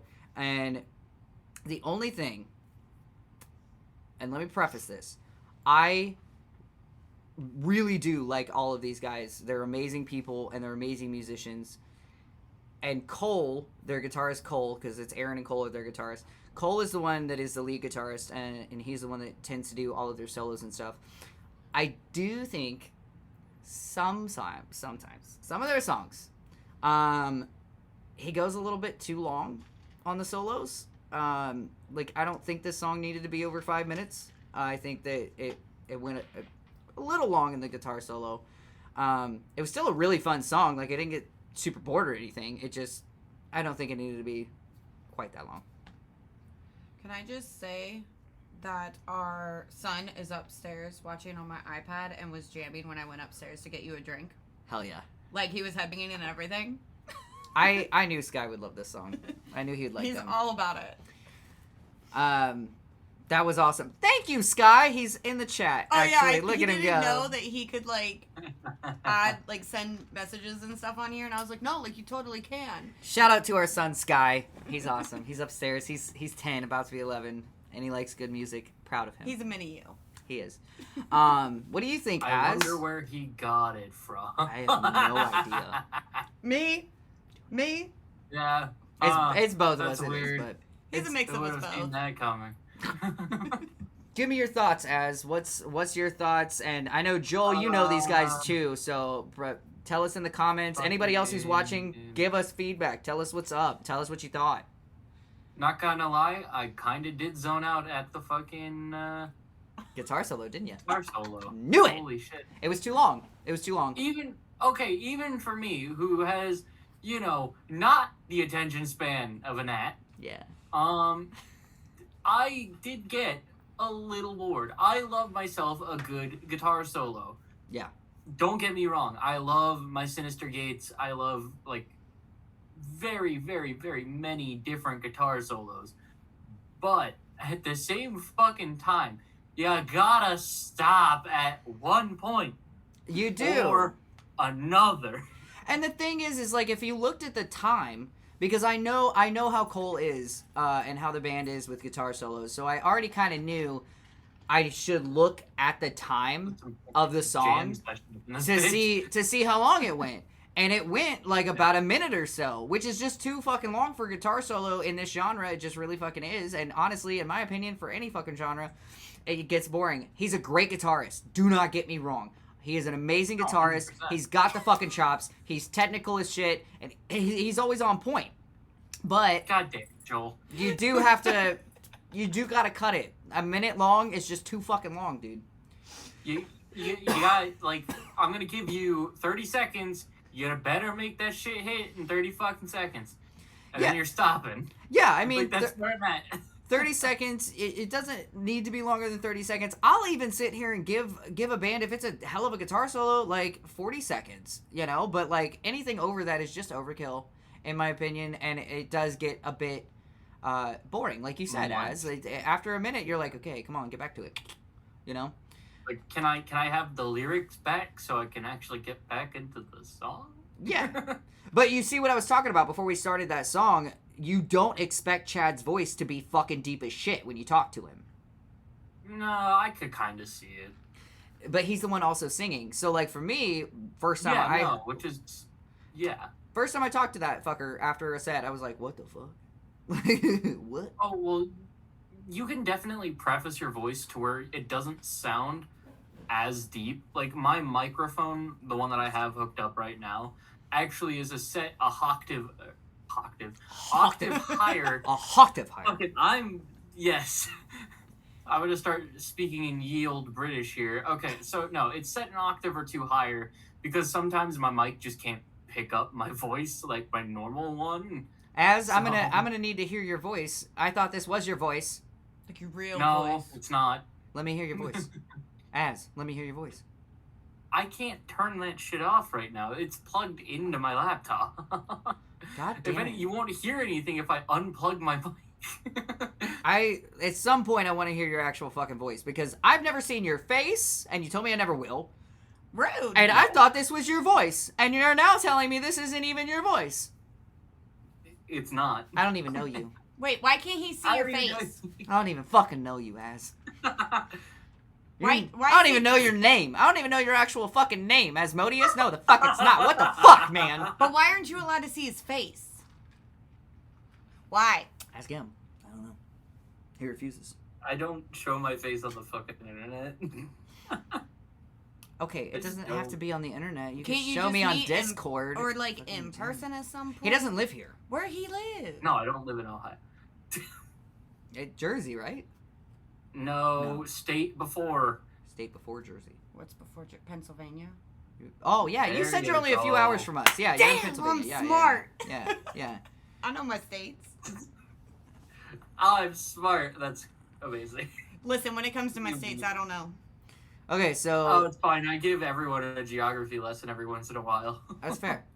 I went to Pennsylvania a few years ago to get my forehead tattooed, which I haven't. It's a shithole, just like Ohio. Well, okay, so I'll take my hat off. I have my forehead tattooed on both sides, and it's hard to see, but it says heathen right here. Yeah, And I got it done by a legend in our community named BJ Betts, and he is out of Pennsylvania, right like 30 minutes from the border of Delaware. And I actually really enjoyed my time. Oh, so he's near Philly. Okay. I don't really know. I just drove there. That's what I did. And then No, yeah, I get that, but I'm just trying to correlate. Like, so he's near, like, Chester, Philadelphia area. Okay. something like that. It's a smaller town. I do know that it was not a big city. No, yeah. But Well, it was There's great. a couple of towns outside of Philadelphia. There's like Swarthmore Media. There's Brookhaven. Like those areas in particular. I think it was are around definitely- Brookhaven. I'm pretty sure it was around That's Brookhaven. that's so fucking weird too. My grandparents fucking live in Brookhaven. Well, so it was actually a really nice little visit. Like it was a cute little Yeah. town, and there was a winery there, pretty close Mhm. by, and so I I went to BJ to get this done because it was kind of a pilgrimage for me because he's a legendary tattooer. He's been doing it for almost 30 years, and he has done a lot of innovations when it comes to the tattoo world and our industry. And he's amazing. I love his work and everything that he's done for the tattoo world. And so I wanted to go to him because I especially really love his lettering. He's just amazing at it, and he can do it in 5 fucking seconds. It's insane. So I booked an appointment with him, and I went out there, and I knew that this was only going to take him like 15 fucking minutes. I knew that, but I wanted to go to him because of who he is. And so I was like, I'd only been to Pennsylvania one time before that, and it was Pittsburgh for the other side of yeah. PA. So I had went many years prior to Pittsburgh to see, I don't know if you know this EDM artist, DJ Searle. I fucking love I don't DJ. know jack shit about fucking Okay. EDM. Okay. Well, I love DJ Searle, and I went out there to see him in Pittsburgh. But anyway, so I was like, I've never really been there other than that. I don't know this area. Like, it'll be a fun little trip for a couple days. And I'll get to, like, meet a legend and talk to him and, see what he's about. He freehand drew this on. Wait, he freehanded it? Freehand drew it on in under 5 minutes, and took him 15 minutes to fucking tattoo him. But while he was sitting there tattooing me, I was talking to him. He was like, "Oh, where you from?" You know, whatever. I was like, "Oh, I'm from Columbus, Ohio." And he was like, "And you came here to me?" And I was like, And you came here. Yeah, Yeah. that's how you know PA is that state where it's like fucking. Well, came You do here it for to people who this? come from out Like, of state. I do the same thing to people that come from out of state, but I'm not a legend. Like, to me, I figured BJ Betts would fucking, like, not even think twice about it, but he did. He was like, "Why, you came all the way from Columbus?" And I was like, yeah, I did. I'm a tattooer out there, and, you know, you're a legend, and I admire your work. I have for a long time, and I knew that I wanted you to do this. Like, I know Big Mees is another big name in tattooing, and he's actually here in Ohio, and I could have went to him, but I wanted to go to BJ because Why not? he's a huge legend in our community. He's done so many innovations for our industry when it comes to skin markers and a lot of things. So, like, I wanted to go to him. And he just could not believe that. And so he was like, I'm not letting you leave here without swag, dude. And I was like, fucking bet. Like, let's go. Because he makes his own. Let's go. Dude, he makes needles as well. Like, he makes he has his own line of cartridge needles for your machine. He has skin markers that are his own line of those, and like a bunch of shit. And he's like, I'm not letting you leave here without swag. What needles do you mainly use? Like, what are your main groupings? And I told him, and he gave me like fucking 3 boxes of needles, 4 boxes of skin markers, 2 different types as well. He was like, oh, I got these and I got these, and like fucking just handed me all this shit. And it still cost me, even with tip, under $200 to get this fucking tattoo. Even with all that. Sounds about right. He just gave it to me. And I was like, what the fuck? He's so nice. What the fuck? Like, all right, Oh, sick. that's the We're making another mentality trip. is that's like you drove all the way to this shithole just to get a tattoo from me. Like, that's just the did. general consensus. And he was for, late. PA. He was late. I got there. He was late. He was. Yeah. I got there, and I was there early, admittedly. And I waited for them to open up the shop, went inside, sat on the couch, sat there for a while. He was late, which I didn't care because it's fucking BJ Betts. And I didn't give a fuck. But it was a really cool He's shop. like a fucking star. He can be late. I don't fucking Yeah, care. I don't give a shit. He looks up to him. Let I me tell do. you I what. fucking do. Let me tell you what. But like the shop is very small. It only fits 4 artists in it. It's very old school, flash all over the walls. Like just it's a cool little shop. I wouldn't have expected anything different from him, honestly, when it came to like the shop he owns, realistically. But it was a fun little time. Like the time that I had in Pennsylvania was fun as fuck. I went to this little this Irish restaurant pub and had like the best fucking food. It was so fucking good. And then I was like, this isn't really a pub. It's more of a restaurant. I want an Irish pub and I want to play pool. The closest one was in Delaware, 30 minutes away. Yeah. And I was like, let's go. Because my ex-fiance was with me at the time. And we went. And we went to this place. And I forget the name. I've got it pulled up on my phone somewhere because I want to go back. We're going. But we went. It's this little shithole. Who fucking cares? We walk in. It happens to be their annual chili cook-off. And I was like, Oh, that's ironic. oh, we came on a good day. Sick. You weren't even a fan of chili I wasn't. until I started making chili for you. I wasn't. The only reason Okay, the only I have reason a I point knew of I might contention like here. chili was Do you because or I do tried you 2 chilies not there put and I liked beans them. in chili? Huh? I said I have a point of contention because I know some people don't put beans in chili and some people do. Do you or do you not put beans in chili? Beans. 2 types. 2 types? Okay. I put in pinto I'm and assuming black and beans. kidney. Yep, black and pinto. Yep. Actually, Oh, black and pinto. yes, it's good as fuck. All She right. makes a great chili. Yes, I do. But it was the shit. I definitely want to go back to that pub. It was so fucking fun. All the locals there, like, were chill with talking to us. We played pool. I tested a couple chilies, which is the only reason that I was like, I'll try your chili. Because I never liked chili. You were so hesitant about it.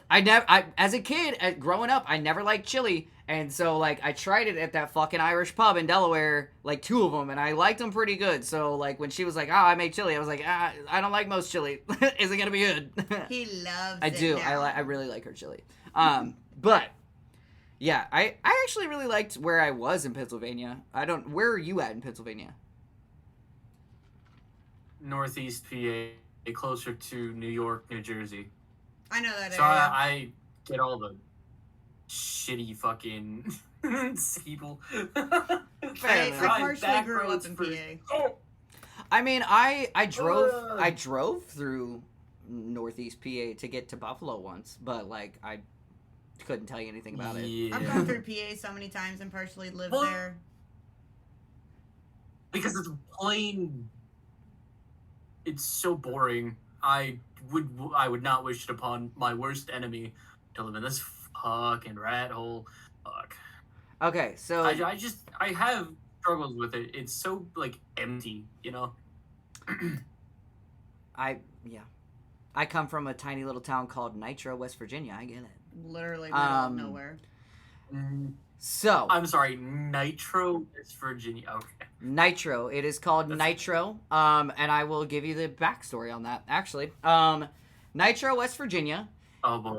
Is how do I submit a song? Just put it in here. Just put it in here. As long as it doesn't have a ton of listens or like monthly followers that will get dinged for copyright shit, we'll play it. But yeah, so I'm from a little town called Nitro, West Virginia. It is about 2.5 hours from Columbus. It's about 20 minutes from Charleston, West Virginia, which is the capital. And it's about 45 minutes from Huntington, West Virginia, which is the main other place that people know in West Virginia. It's tiny as shit. The only thing we're known for is we are still, to this day, in the top 20 speed traps in the country. You. Woo! One main road. Yep. It's I liked my hometown. I still love my hometown. I have no qualms with where I grew up. I fucking love that place. Y'all are very backwoods. It's not super backwoods. Like, we don't have woods. Like hold on a second. Let me fucking be clear. We don't have a lot of woods. It's a small town. Yeah. It's a little town. So the town came about during World War I. And basically it was built to manufacture and deliver by train nitroglycerin, which is why it's called Nitro. I knew it. I was like, I have a feeling it's about bombs or some shit. Nitroglycerin, yes, and that's why it's called Nitro. Yeah, That's why the town was built. Interesting. And funny enough, the war ended 2 weeks after the town was fully up and functional. So we never did shit. We didn't contribute in any way, shape, or form. But we have a little fucking museum about it for no reason. You didn't tell me there was a museum. Oh, yeah. Yeah. Hey, so we look fucking explosive. For no fucking reason. Okay, next time we fuck go it. down, you're taking me to the museum. I've never been in the museum. It's open at stupid weird hours. It's closed most of the time. We're going. Like it's so hard to We're fucking figure out when so it's open. going. It's insane. We're so going. But yes. We're it's- so... I'll figure it out. We're so going. yeah. There was only one bar. It's just like a tiny bomb museum. It's stupid small. I gotta tell you, I've driven past it many times. It's in a very inconspicuous building, and it maybe is, I would venture to say, 1,500 to 1,800 square feet. Like, it's not. It's So not. it's tiny. It's not even shit, dude. Oh. It's oh god. We used to only have one bar there as I was growing up, and my family actually owned the bar. Not my family, immediate family, but like extended family owned the bar. They still own it, I think, to this day. But now we have 2 more bars, maybe. I think Something like that. something like that. We had a record shop. That was my first job. Was at a record shop called Cat's Back Records in Nitro, West Virginia. Is that still there? No, somebody bought out the plaza, the building that it was in, and pushed him out, kicked him out after 30 years. Oh, that's... Yep. That's fucking bullshit. Yep, he had been there for 30 years as a record shop, still able to keep his doors open, still making enough fucking rent to keep his shit open, and then this new fucking person bought the building and kicked him out. Rude. Yep. Record store obsolete in quotation mark. No, fuck you. Dude, Fuck that guy. Fuck the person who did that. I yeah. fucking hate people when do that. Like, why? I love vinyl records, first off. So that's fucking bullshit. Yeah, and the thing Second is, of all, we ugh. had a, at one time in Nitro, we had a BMX track. And they knew that there was a ton of skateboarders in Nitro. And so we actually had a skate and BMX shop in Nitro at one point. And that's where I got my first pair of Tensor trucks for my fucking Zero board. Yes, we had it at... Dude, Okay, at one first of all, point, you this didn't town even was tell kind of me- cool. You didn't even tell me you had a Zero board. You just said you had a skateboard, and now I'm jealous of you. Oh, I've had many boards. I've had a Zero, I had a Dark Star, I had, Just stop. oh, yeah. Anyway. You're spilling information. Sorry. You've never told anyone, and now you're just telling everyone. We've been together for a few years, and I didn't even know this. You would think she would know. We have in our garage I right don't even now. know what all boards we have. I know mine is called Goodwood.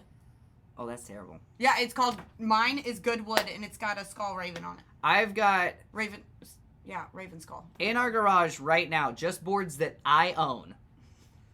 There are at least Too many. 7. At least. Are those the ones that, like... Well, complete builds, I only have, I've got my big longboard, I've got my cruiser, and I've got like 2 complete boards, maybe 3. And then I have decks that I haven't completed yet.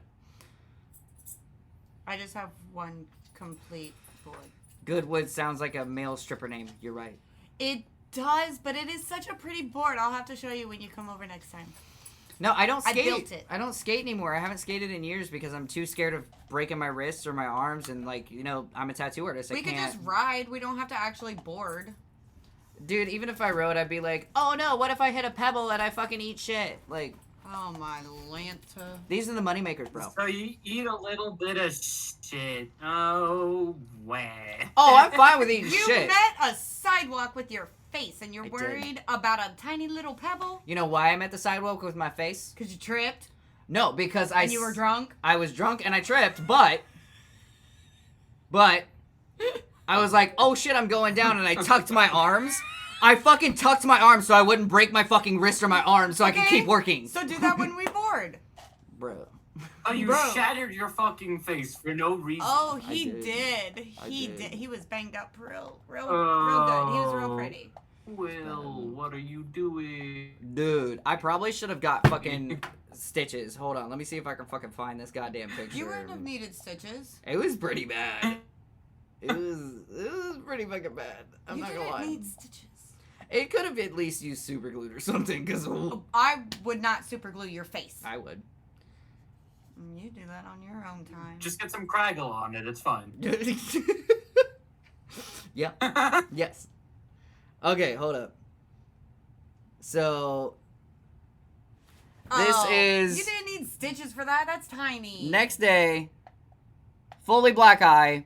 Oh. Big old gash right above my fucking tattoo. It was not that big. He's over And exaggerating. I had a knot right here, and it's mostly gone at this point.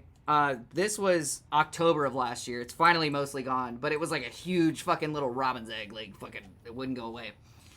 Fuck sidewalks. Just throw some Flex Seal on it. I love it. Anyway, Fuck yeah. any fucking way. Oh god. I don't usually drink while I'm streaming, but I am way more fun when I drink. So, anyway. Fuck sidewalks. Yeah, fuck sidewalks. Yes, That's our kiddo, 10-year-old. fuck sidewalks. Yeah, that's our kid. That's our 10-year-old. Look at him Yeah, go. I know. Anyway, He's mad because it ruined your pretty face. so we have another suggestion from Joel, because he is our main suggestion guy, and he has great suggestions. Our next suggestion for a song is called Spirit Board. The band Spirit Board, they have 179 monthly listeners. He suggested Hell is Real, Still in Ohio, which I am so down for. And let's read... Not to be confused with Spirit Box. No. Let's read their bio. Spirit Board is a Southwest/Central Ohio band created by 5 people who share not only a love for music, but all things dark and spiritual. Our music blends together our love of pop punk, emo, metalcore, and easycore to create the magical potion that is our own. Love that. I'm into it. I have a feeling I'm gonna like this fucking band. I mean, look at that fucking picture. Look at that picture. How could you not? They've been digging a grave. I'd love to if I could be able to. Digging a grave. Oh, yeah. Look at him go. All right. The stream's a little delayed on my end, so I'm trying to catch up. Oh, and we have lyrics. Okay, sick. Love that. Dope. So here we go. This song is Hell is Real, Still in Ohio by Spirit Board. Came out in 2023. Let's go. Yeah, but this is Ohio. I mean, if you don't have a brewski in your hand, you might as well be wearing a dress. My head is spinning faster than the wheels on the car I drive.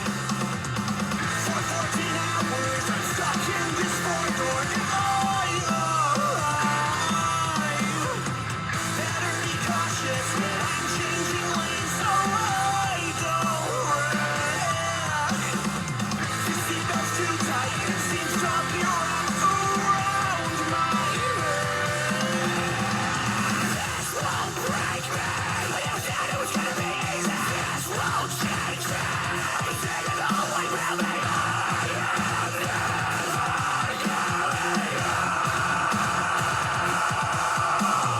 I travel farther with these mile markers, and I'm in my own space, and I'm just a big waste. I travel farther with these mile markers, and I'm in my own space, and I'm just a big waste. My head is spinning faster than the wheels on the car I drive. For 14 hours, I'm stuck in this four-door drive. Better be cautious when I'm changing lanes so I don't wreck. Your seatbelt's too tight and it seems to be wrapped around my head. This won't break me. You said it was gonna be easy. This won't change me. I'm taking the whole way with me.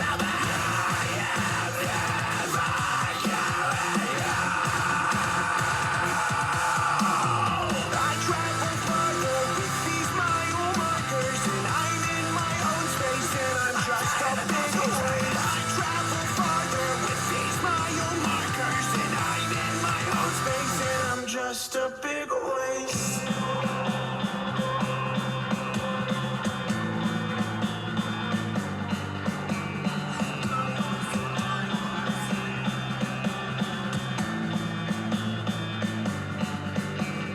Miles and miles, miles and miles, miles and miles, miles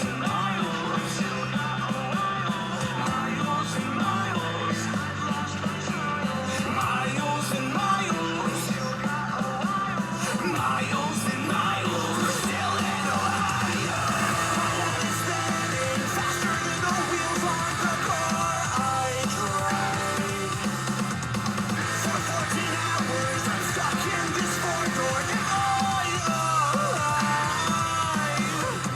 Better be cautious when I'm changing lanes so I don't wreck. Your seatbelt's too tight and it seems to be wrapped around my head. This won't break me. All right. That was Hell is Real, Still in Ohio by Spirit Board. Suggestion from Joel, again, because he's amazing with music. I liked that a lot. Very pop punk. Very fucking... produced very well. I didn't find really any discrepancies. The only little tiny itty bitty thing I would say is at the end, for me. Vocally. So when he's in the section kind of where it's building up in that bridge, and you hear him get louder saying miles and miles.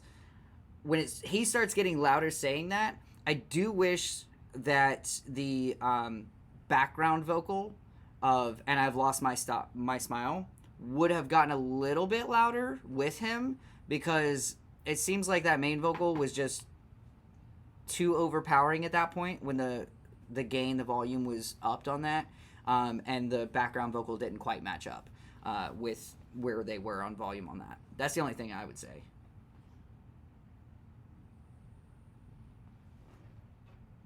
As? Sorry. It's like, Did you zone out? I enjoyed the song, yeah. It was really, like, solid. I enjoyed it. I mean, I could definitely see where you're coming from with that. Like, the vocals, like, just a smidge difference. But other than that, really solid. Yeah, it was really well produced. It was fun the whole time through. I loved that bridge. I love that it did kind of, like, come down for us and build us back up. I thought, like, the whole structure of the song was really, really good. And you could tell, like, looking at the lyrics and everything, listening to him, this was probably, I'm going to almost guarantee, written when they were going on tour or something, because, like, he's sitting here like, fuck this drive. You know what I mean? Like, Are they from here? God, I'm Yes. still stuck in this fucking shithole. literally, like, it's a fun song, though. Like, I don't give a fuck. That was a fun-ass song. I think it was structured really well. Listen, And production. From what I heard, it is accurate about Ohio because you got miles and miles and you're still in Ohio. It's true. It's true. It does not matter. That's like any state. And we have hell is real signs everywhere. No, I mean, the most prominent, the Yeah. only real hell is real sign that people, like, see predominantly on billboards is the one going down towards Cincinnati. So I can actually, like, imagine No. the route going there. There's one. Is it on? It's on. I think it's on 23. Going down. Like you're going. Like you're basically like in. Like you're entering country in Ohio. Like near West Virginia. Like there's hell is real. Like all these big, huge, like black and red signs.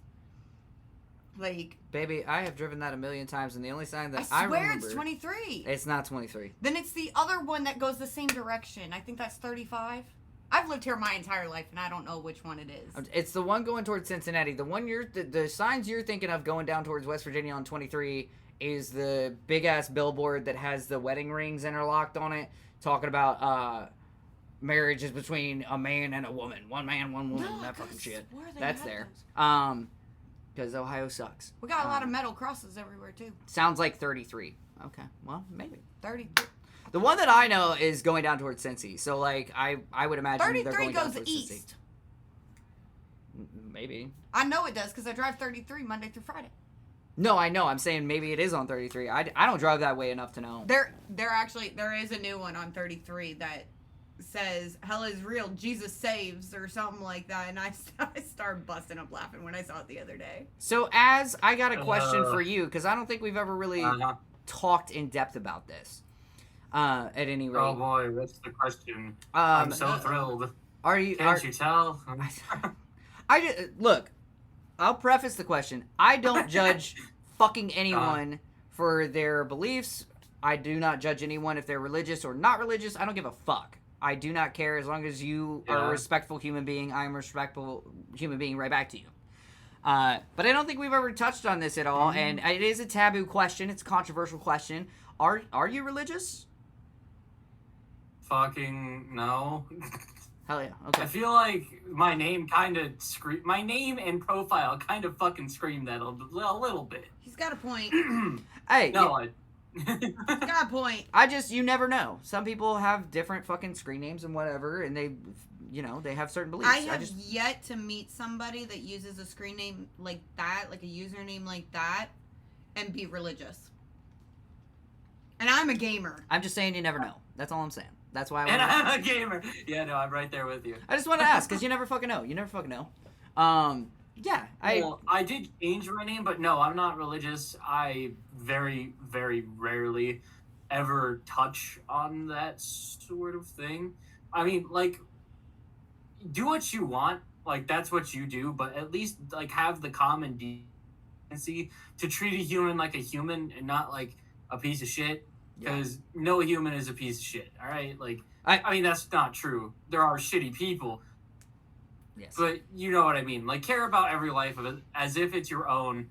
And you may not like that someone is different than you, but at the same time, at least take the time to understand the perspective differences. Yeah. But yeah, just don't be a shitty human being and force your ideals on others. Like, that's my one thing. Let people think for themselves without, like, if it's something stupid and you gotta fucking correct it, you gotta fucking correct it. Like, Yes. that's one thing. But if it's like just a slight belief difference, don't be a dick. Just fucking let it roll. Whatever. Yeah, I agree. We're all living on a fucking speck of dust in space next to a flaming ball that may or may not explode in like a fucking bajillion years. So can we Right. just all make life less complicated and just be nice? Yeah, I mean that's exactly what I was saying. It all comes down to respect. If you show fucking respect, I will give you absolute mutual respect. I don't give a fuck what you believe. I don't give a fuck if you believe in a religion or not. I don't care. I don't care. As long as you're a respectful person and you don't cause harm to others, then I respect you. And I also try my best to not cause any harm to others, even if it's, just a miscommunication. That's really what it comes down to. Like, I don't give a shit. I don't give a shit. It's like my work dad. Yeah. He's very religious. He's very Christian, and he doesn't try to push his beliefs on me. He'll be like, I'll pray for you. Like, I know you don't pray, but, like, I'll pray for you. And I'm like, that's fine. That's what you do. That's not what I do, but that's fine. And you gotta love that, too, because, like, that just tells you, yo, I'm thinking of you, I care about you, and I'm going to do what I know to do and what I believe in to help you out and to fucking, send you those good energies and those good vibes. And that's what I boil it down to, is it's just good vibes and good energy. Like, it is what it is. Yeah. Yeah, no, I'm back to circle back to the question. No, I have no religious ties whatsoever. Honestly, I am one to believe that, life and death has been thrust upon us via scientifical luck and very, very, very thick circumstances that, may or may not have happened on other planets, but, who knows? It's like a weird, like, once upon a time happen chance kind of thing. Yeah, absolutely. And I feel like that would make life a lot more precious if people kind of looked at it like that. I agree with you, and also I would even further that a little bit, and say, like you said a minute ago, we are all beings on a speck of dust in the infinite universe, and space, and time, in infinite dimensions, and we have to stop sitting here. And you chose to be waking up and be a dick. Like, really? We have to stop fucking sitting here as beings in the universe, in the collective, and just stop being so fucking self-absorbed and so self-centered and also arrogant. Like, the arrogance of, specifically I'm talking about people that, like, you don't believe in aliens? Seriously? You're that fucking... Really? Yeah. Oh, they're Like, everywhere. are you fucking serious? Like, with all the infinite dimensions, with all the infinite fucking timelines, with all the infinite fucking planets, are you fucking serious? Like, I don't believe in aliens. Okay, well, you're an idiot, and I don't think you're gonna further humanity in any way, shape, or form. So just shut up. I believe that there are versions of me in different dimensions and, like, universes and, like, all of that. Like, there are different versions of everybody. Yes. Like, we're not just here, we're everywhere. We just can't access that. So, going to the comments here, Joel says, I'm religious, but I follow the one verse in the Bible that says along the lines of, if people want to listen to you, share the scripture, please share. If not, don't worry about it. And that's a lost concept on the majority of Christians, especially the ones that make Christianity their personality. I will say, as a Christian, no religious group is more hypocritical and ignorant than Christians. Yeah. That. We talked about this with him. Yeah, absolutely. I mean, I'm not going to sit here and harp on a whole discussion about religion by any fucking means. It was just a question just to fucking know and, like, be able to have further discussion and other things. Back to what we're talking about, back to the music, though. I love that song. I like that band. I like him a lot. That was fun as fuck. And actually, you know what? It sat here and reminded me a lot of my drummer Johnny's old band, Undergrads. Yeah. Like, a lot. Yeah. And I loved Undergrads. I played with them back in Atamara, and I really enjoyed them. It's unfortunate that, it finally came to a point where they decided to be done with that venture. Yeah. but they're fucking good. There were definitely Good. similarities. I could see that. Yeah, I love Ohio pop punk. I really fucking do. Ohio pop punk is kind of its own animal when it comes to pop punk. Really, I think that there's certain aspects of Ohio pop punk that are different than pop punk from some other states. And even just like as a collective, you can kind of tell when a band is from Ohio if they're in the pop punk genre, in my opinion. There's ways to tell. Oh, what was I gonna say? Fuck, it had something to do with our previous conversation. A lyric from a comedy artist, Bo Burnham. Apathy is a tragedy and boredom is a crime. And Yes. I feel like I can look at humans and people today and then think about that and be like, yeah, definitely. Yeah, I love Bo Burnham. And I mean, if we're getting on the subject of fucking comedians that really had some actual shit to say and some really philosophical things to say and questions to ask, George Carlin. Fucking George Carlin, man. That guy, Yeah. God. Love George Carlin. Love everything he ever did. And honestly, that dude, some of it was funny the way that he posed it, but most of the time, the way that George Carlin did his specials and any of his stand-up was really just philosophical fucking discussion put in a way that most people would understand, if we're being honest. Yeah. 100%. So I am gonna... No, you're right. I'm gonna play Undergrads because, like I said, I really feel that Spirit Board was so similar to Undergrads, and like I said, they're no longer around. It was my drummer Johnny's band that he was the front man of. He's been a front man for a really long time, and R.I.P. Undergrads for real. Yep. They're so fucking good. They were so fucking good. They're good live. Fun to photograph. Oh yeah, Super fun to photograph. absolutely. Loved it. So let's play a song by Undergrads, and so I can song? show you some of the similarities. That's a hard one, honestly. Okay, I'm not gonna lie, as much as I shouldn't, I really do like She Said Give Up. All right, we'll play She Said Give Up.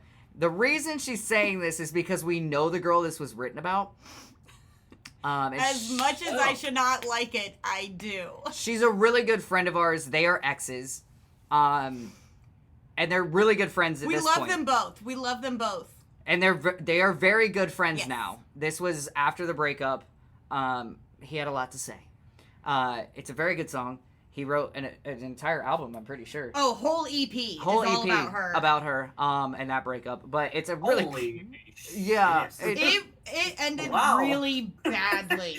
It ended very terribly, but they're really good friends now, and so whatever. But I'm gonna play this, and I've already heard it, so I'm gonna hit the restroom while this is playing.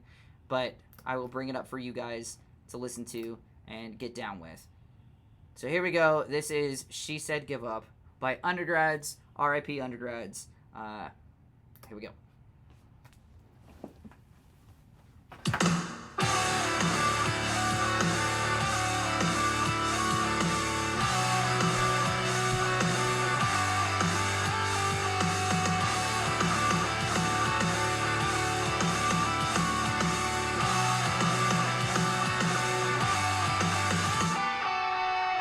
I'm still drinking every day, trying hard not to complain, but it's hard to know how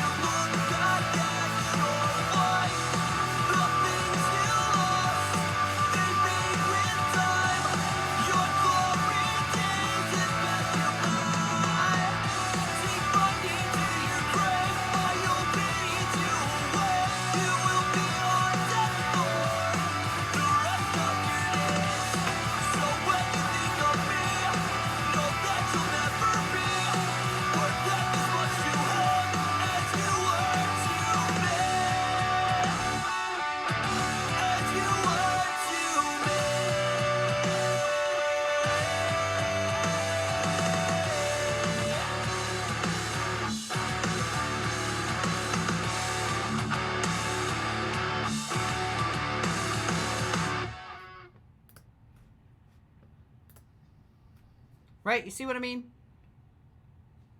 Like, Yeah, I can definitely hear the similarities. yeah. Oh my god. Fucking Skylar. Our fucking kid, bro. Jesus. And he knows Johnny. Y'all just saw all of that? I've been sitting here reading that shit as it's been put up. He needs to tell Johnny that he likes his shit. That's what he needs to He do. sees Johnny all the fucking time All the because time. like we record everything here in my studio space at the house. But Johnny also comes to hang out. Yeah, like what the fuck? Our kid is so shy. Next I time, didn't- tell Johnny what you think about his vocals.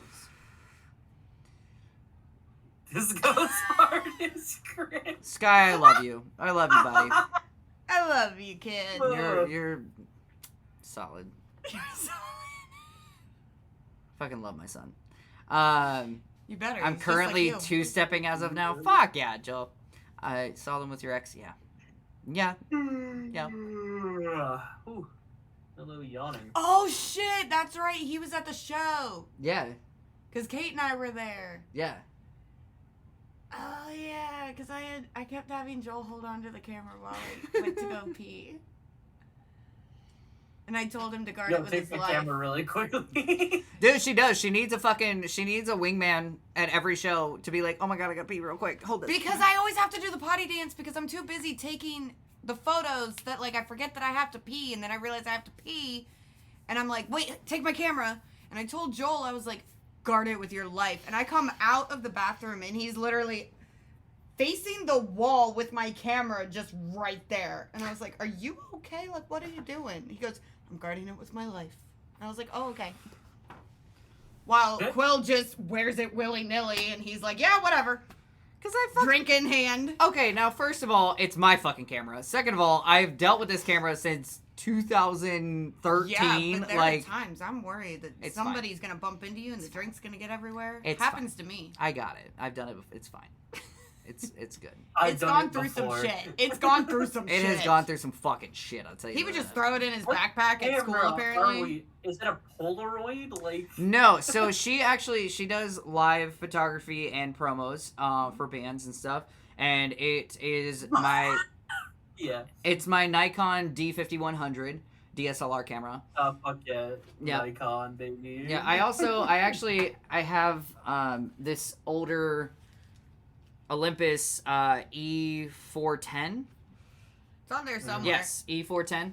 My old little Olympus E410. I love this camera. It's a good fucking camera. Haven't used it yet. I got to get a new battery for it. I haven't used it in years, and Well, we gotta get the cord too.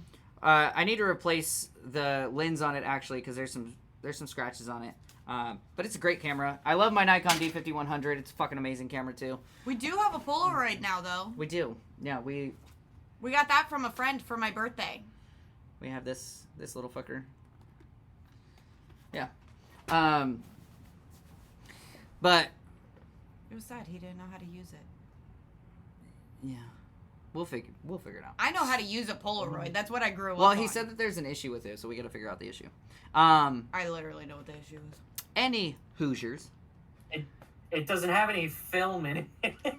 There's that, but also one of the buttons is broke. So you actually Yeah. actually have to literally pull it up. Mhm. I won't. Mom, it's fine. Mom, it's fine what? I talking about the camera. The He's taking camera, my side. Yeah. Stop ganging up on me. Okay, Joel says, I won't say her name, but fuck that bitch. I took her to too many good local shows. You're right. I'm also scared shitless of Felicity, so that's why I was extra cautious. That's fair. Don't be scared of me. I'm not that scary. She'll beat your ass. Don't even. I'm Holding a an knife. angel. She'll beat your fucking ass, bro. I'm so nice. Anyways, yeah, so that was, like I said, that was undergrads. They're no longer around, which is unfortunate because I love Johnny's voice and I love what they were doing for so many years. But definitely similarities with Spirit Board. You can hear, I think that there's a very distinct sound when it comes to Ohio pop punk bands that you don't hear certain things in other pop punk bands around the country. I think Ohio has a very different sort of lock on pop punk. With that being said, though, I'm getting some recommendations here, and they look like we won't get dinged. So Yippee! Not getting dinged because of stupid fucking DMCA. so I'm gonna go to this Yippee. band, Garden View. Dang, it's been 3.5 hours. Hey man, we're It has vibing. been. We're vibing. I just realized it's been 3.5 hours. 10:30. Let's go. As at any point, you can feel free to leave. You don't have to stay. No, I have to stay. It's fine. You don't have to. It's okay. I get it. Who's this? I'm fucking absolutely wrecked. I got work tomorrow too. Luckily, I don't. I don't. I have to make merch though. We do have to do Oh, merch. I do have to make merch because need job. I mean, it's another job. I made all the beanies. We have a show coming up next Friday, February 21st in Lakewood, Ohio, for our buddy Adam Sign's birthday. That his band is going to headline Kings and Thieves. And,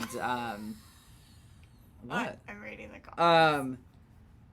And so I have to re-up our merch. Oh, yeah. Which I make all of our merch by hand, except like the stuff that's on our website, Verkari.com. Our merch store on there, I don't make that shit by hand. But everything at the shows is made here in my basement. So my embroidery machine is right over here on the other desk. And then on the other side of the basement, I have my screen printing press, my shirt platen and everything to make all the shirts.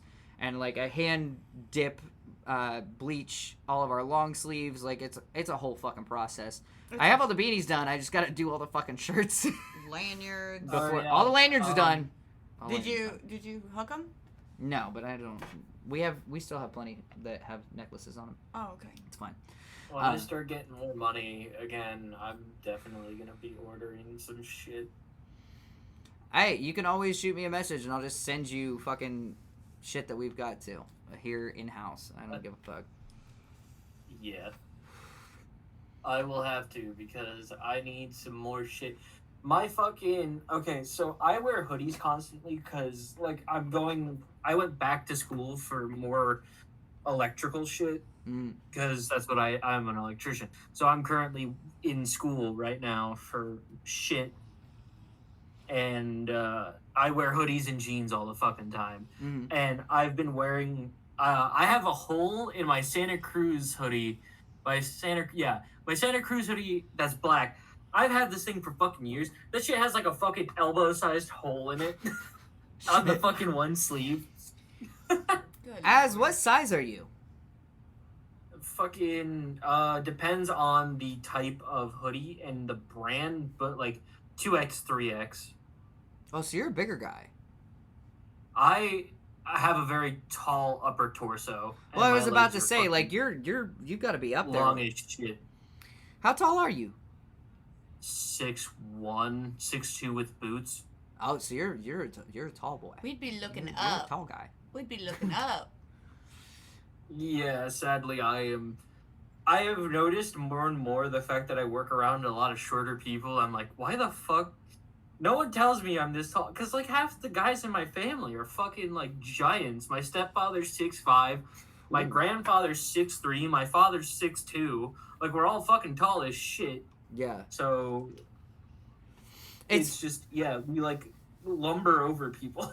It's funny because my brother is 6'3". Yeah. I'm 5'6". My brother's 6'3". My father is 5'10", 5'11". But my grandfather, he was about 6 foot, and my great grandfather was like 6'6". Like, That's where your brother gets it. dude, the men on my dad's side of the family, fucking huge, big motherfuckers. And then I come out. Yeah. And you're 5'6". I know that I'm trans. That has a play in it too. I got my mom's side. I got my mom's side, where they're all kind of short fuckers, and so I'm 5'6", but I'm pretty, and my brother's real ugly. So like, Well, I shot you something Truth. really quickly if you want to take a look. I'm just saying, like, my brother's ugly as fuck. He's tall as shit, but I'm cute, and I would rather be short and cute than tall and ugly, personally. Oh my god, a picture, not your face, but there you are. Look at you. Yeah. Okay, all right, yeah, you look like you're a bigger guy. I'm look a tall. broad-shouldered, tall torso motherfucker. No, I can tell, like, cause you're near that fucking doorway. Yeah, you're a big guy. You're tall. Yeah. I always say that I could wrap my arms around a single door refrigerator and people fucking hate me for it. I will say I've got I'm like, got That's like decently the large only way I hands. can like measure my fucking like arm like wingspan and also just torso length. Yeah, I will say, like, for a short guy, I have a very long torso, like incredibly long, and my hands are quite large for a guy that's only 5'6". I've got pretty long fingers, like I've got pretty large hands. Asthma gotta do a fit. I ain't doing shit. Wait, what? Oh, you're missing a lot in the chat. What have I? What have I missed? You're missing like So a hell first of of a lot all, of shit our there. son thinks it's crazy that Joel is 6'2", even though he's met him multiple times. This is true. Yeah, that's crazy.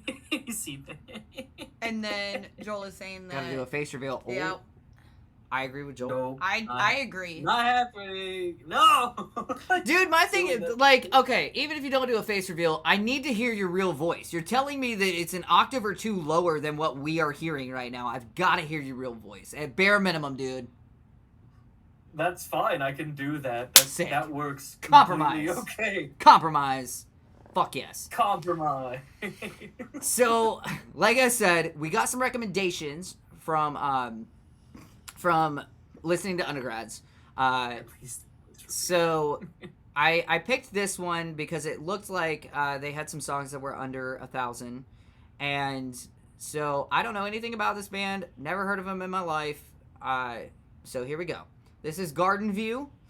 They have 341 monthly listeners. None of their songs have a ton of plays. One doesn't even. One is not even at 1,000. No. If it's under 1,000, it doesn't show. Well, I know that, but I'm saying like. Okay, yeah. So That's what I was saying. Let's see. We've got 5-piece pop punk band from Wilkes-Barre, Pennsylvania. Do you know where that is? Did I say that right? That Oh, literally, sure. it's Wilkes-Barre, yes, and that's literally a 45-minute fucking drive from me. Okay, so they're super close to you. Fuck yeah, local to you. He's short. He is short. Look at him. Maybe like he's it. your- Tiny. I like it. He probably is my fucking height, if we're being honest. So I'm gonna play their song that doesn't have 1,000 because I'm trying to get all those motherfuckers up to 1,000 at least. I'm glad because That's actually ironically where the fuck my college is. That's so fucking Really? weird. Yeah, I drive 30 minutes to my college. That shit's like right up there too. It's like next to Dixon City, and it's like a good 30-minute drive from where I live. That's fucking weird. I hate that. Oh, I am throwing so much information out there that I am not. Like, I can get Then that. just- That's a bit much. It's fine. Then just yeah. See, but we don't know your real name. We don't know what you look like. This isn't even your real voice. We're fine. Partially don't know what I look like. I mean, I didn't see your face. I couldn't pick you out of a lineup. Wear glasses True. as fuck. So, I mean, if they're good, you should go to one of their shows. Tell us how they are live. Let's hear it. Let's see what the fuck's up, man. We're gonna play Well, Write that's Me if Off. they post the show up here. Huh? So that's if they throw a show up here. Who knows?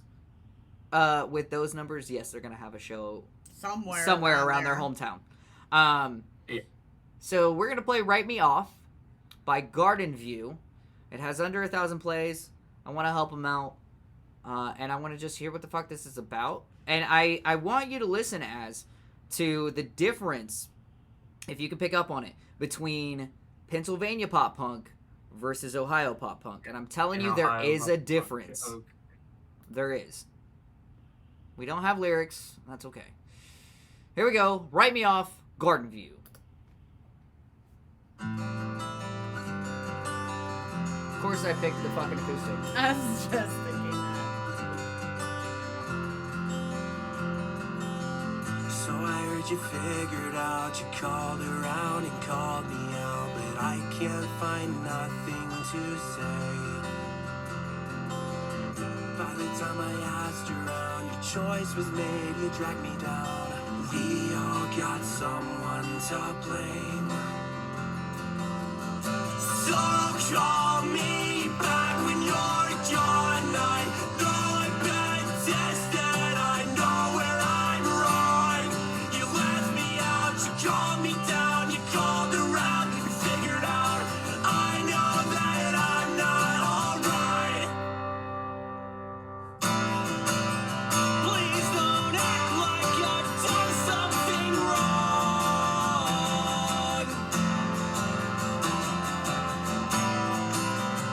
It's the hurt I can't take anymore. It's the chemistry, something can't receive. Learn to fire that'll burn everything. It's the temperature, something can't receive. Please write me off when I'm not home.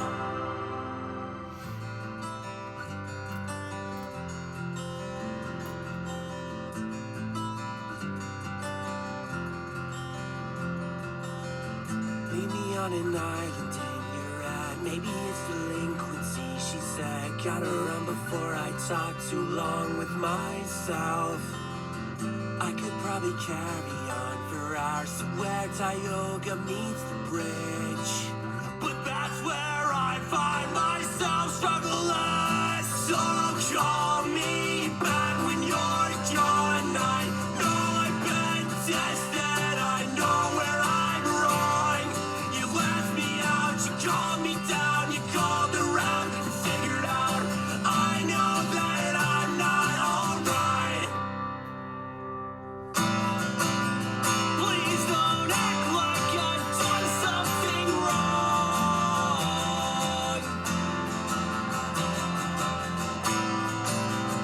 It's the hurt I can't take anymore. It's the chemistry, something can't receive. Learn to fire that'll burn everything. It's the temperature, something can't receive. Please write me off when I'm not home. Okay. I like it. That's more of like, I'm guessing this is more of like their acoustic emo stuff, not their Yeah. pop punk stuff. But I loved it. I was about it. I liked it. It reminded me a lot of like Neck Deep. Mm-hmm. A lot of Neck Deep. And I love Neck Deep. Maybe even some movements in there.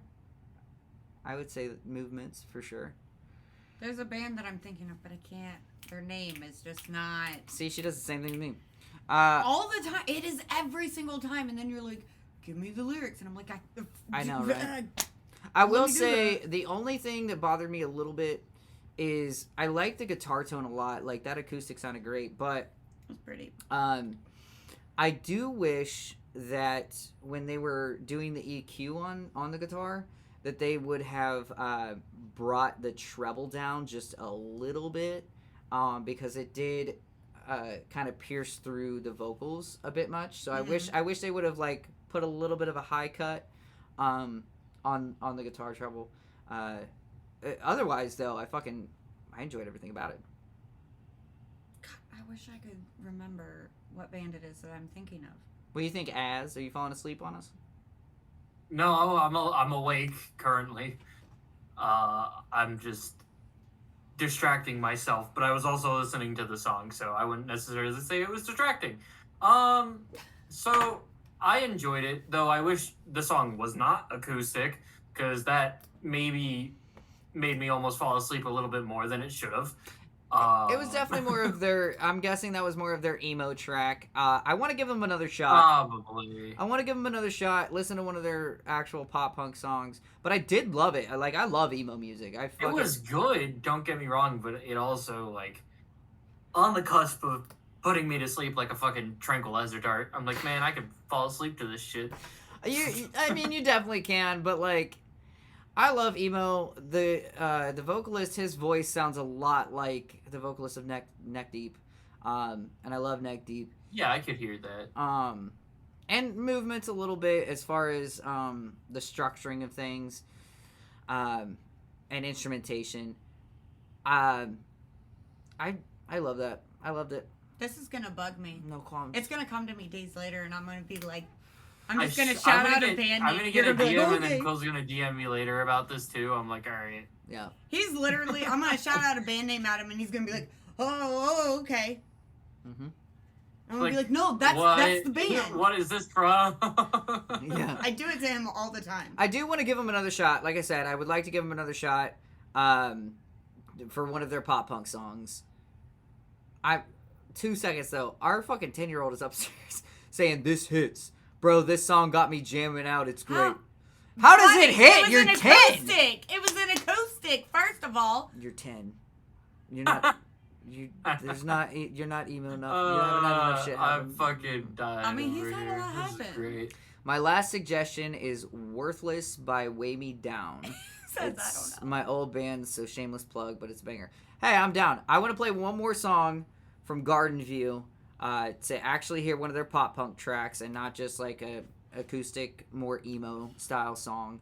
Give them another shot to hear that pop punk style, mainly because I really want you to hear the difference between Ohio pop punk versus Pennsylvania pop punk, because there is a fucking difference. And I'm telling you, if you keep in mind the Ohio pop punk and you listen to a Pennsylvania pop punk band, different. you're gonna hear it. You're gonna be able to. It's subtle, but it's there. So I'm gonna actually go with their song that has the most plays, because I'm guessing that's probably gonna be the most like pop punky fun song. If it's not, then something's wrong. So I'm gonna go with Brighter Days by Garden View. Came out in 2019 from their EP State of Mind. So I'm sincerely hoping that they aren't calling themselves pop punk and all they're doing is pop punk vocals with emo acoustic. Yeah. So here we go. All right.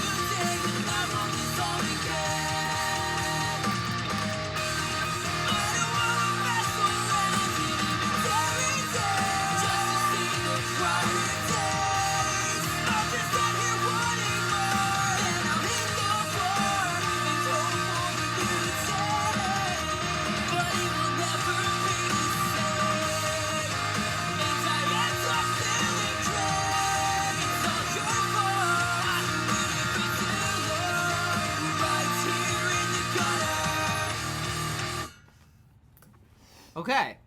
So that was Brighter Days by Garden View off of their EP State of Mind from 2019 from Pennsylvania. Wilkes-Barre, Pennsylvania. Over near Az. So, Az, I want to hear your thoughts before I fucking say a word. Alright, so, I mean, as someone who really does not listen to a whole lot of pop punk, I can definitely still hear some slight twinge differences between Ohio and PA pop punk. There's a lot more stresses on the higher end vocals, it sounds like, in the more, PA style pop punk, in my opinion. I mean, yes, I mean, that honestly could just be, like, a difference in tuning choice and also just vocalists in general, what their range is. Yeah. But, like, if you listen to musically how they kind of structure a song, how they go about it, like, obviously the vocalist of this band, Garden View, is way more about neck deep and that sort of style of pop punk vocal. But, like, even just listening to the patterns of things, you can definitely tell, like, the fucking difference, in my opinion anyway. I think that pop punk from Ohio is pretty distinct. That's just my opinion on it, though. And also, Well, fucking Blake, you're on a date with your wife and your kids. Get out of here. Good luck with that one. I know. Good luck. wait, which one? Okay, when did he stop in here? Oh, I see it. He starts right here. Reminds me of some 40. Oh, yeah. And I can agree What? with that. Where the... Okay. It's fucking weird ass. Go the fuck back to your Texas Roadhouse, you old motherfucker. Jesus Bitch. Christ. What the fuck? Didn't think you'd still be on. Yeah, I've been drinking. I will sit here and talk about music until the fucking cows come home, dude. Like, Oh my lord. Music or art, one of the two. Alright, well, You can't get him to don't shut get up me about started on either. art, bro. Don't get me We're started on not art. doing that right now. Okay.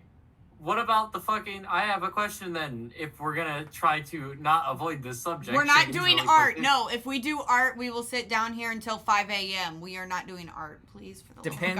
love of God. It depends on the subject. Please, for the love of gods, no art talk. For anyone watching who doesn't already know, I do have a Bachelor of Fine Arts degree with an emphasis on painting, drawing, and glass blowing with a minor in philosophy. So let's go. Let's not. With a minor As in somebody who philosophy. lives What a with you- weird ass fucking minor. I Let's wanted to not. be homeless by 23 is apparently what my mindset was.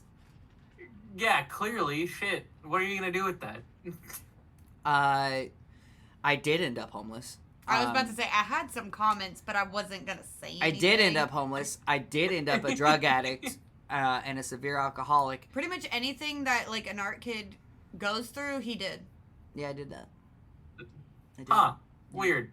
It's almost like it's predestined. I know, Right? right? See, in my brain, I thought that people still might have cared about fucking paintings. They don't. They fucking Yeah, don't. I gave up on that a long time I ago. think they stopped caring about painting since World War II. No. It was after that. It was after that. But Aw, man, the joke didn't land clearly. the only thing that people care about when it comes to painting at this point is if you are a muralist or if you are like Banksy or a dead fucker. Or a dead fucker. It's true. That's true. It's fucking true. Andy Warhol was the 60s, so I'm aware. Don't get him started. Please don't fucking get him started. y'all. we don't need to talk about I'm the one that has to Joel. live with him. Please don't get it well. started. Well, Joel's the one fucking putting pressure on this. Joel, I just shut was the making a fuck joke. up. Pop art has its place. It had its time. There are things from pop art that I do think did significantly change the art world. A lot of pop art I cannot get behind. But at least we're not talking about Dada. Stop. Which we will not. We will not talk about Dada. Alright, okay. Back to the music. What we're Please? actually here for. This fucking podcast has gone to several different lane switches. All right. Yeah, leave Uh, that We've one taken a 12. left swerve into traffic here. We always Uh, do. So Joel had said, to me it sounds too similar stylistically, but I'm also not well versed in pop punk. That's fair. I mean, if you're not well versed in it, then you might not hear the subtle differences, and they are subtle. It's not like crazy big differences, but if you do listen to enough of it, you definitely can hear the differences. They are there, 100%. It does take kind of training your ear a little bit, like unknowingly training your ear to hear it. So I can get down with that. If you haven't listened to a lot of it, then you wouldn't pick up on it. I mean, Trapped is ass. So, yeah. Good lord. You know I'm a shit starter for shits and gigs, hence my beef with Trapped. Yeah. Well, everyone has beef with Trapped because it's so easy. Okay, but don't start shits. We're not gonna start shits. So I'm gonna scroll back a minute. We are going back to Joel's last suggestion, which is Worthless by Weigh Me Down. Okay.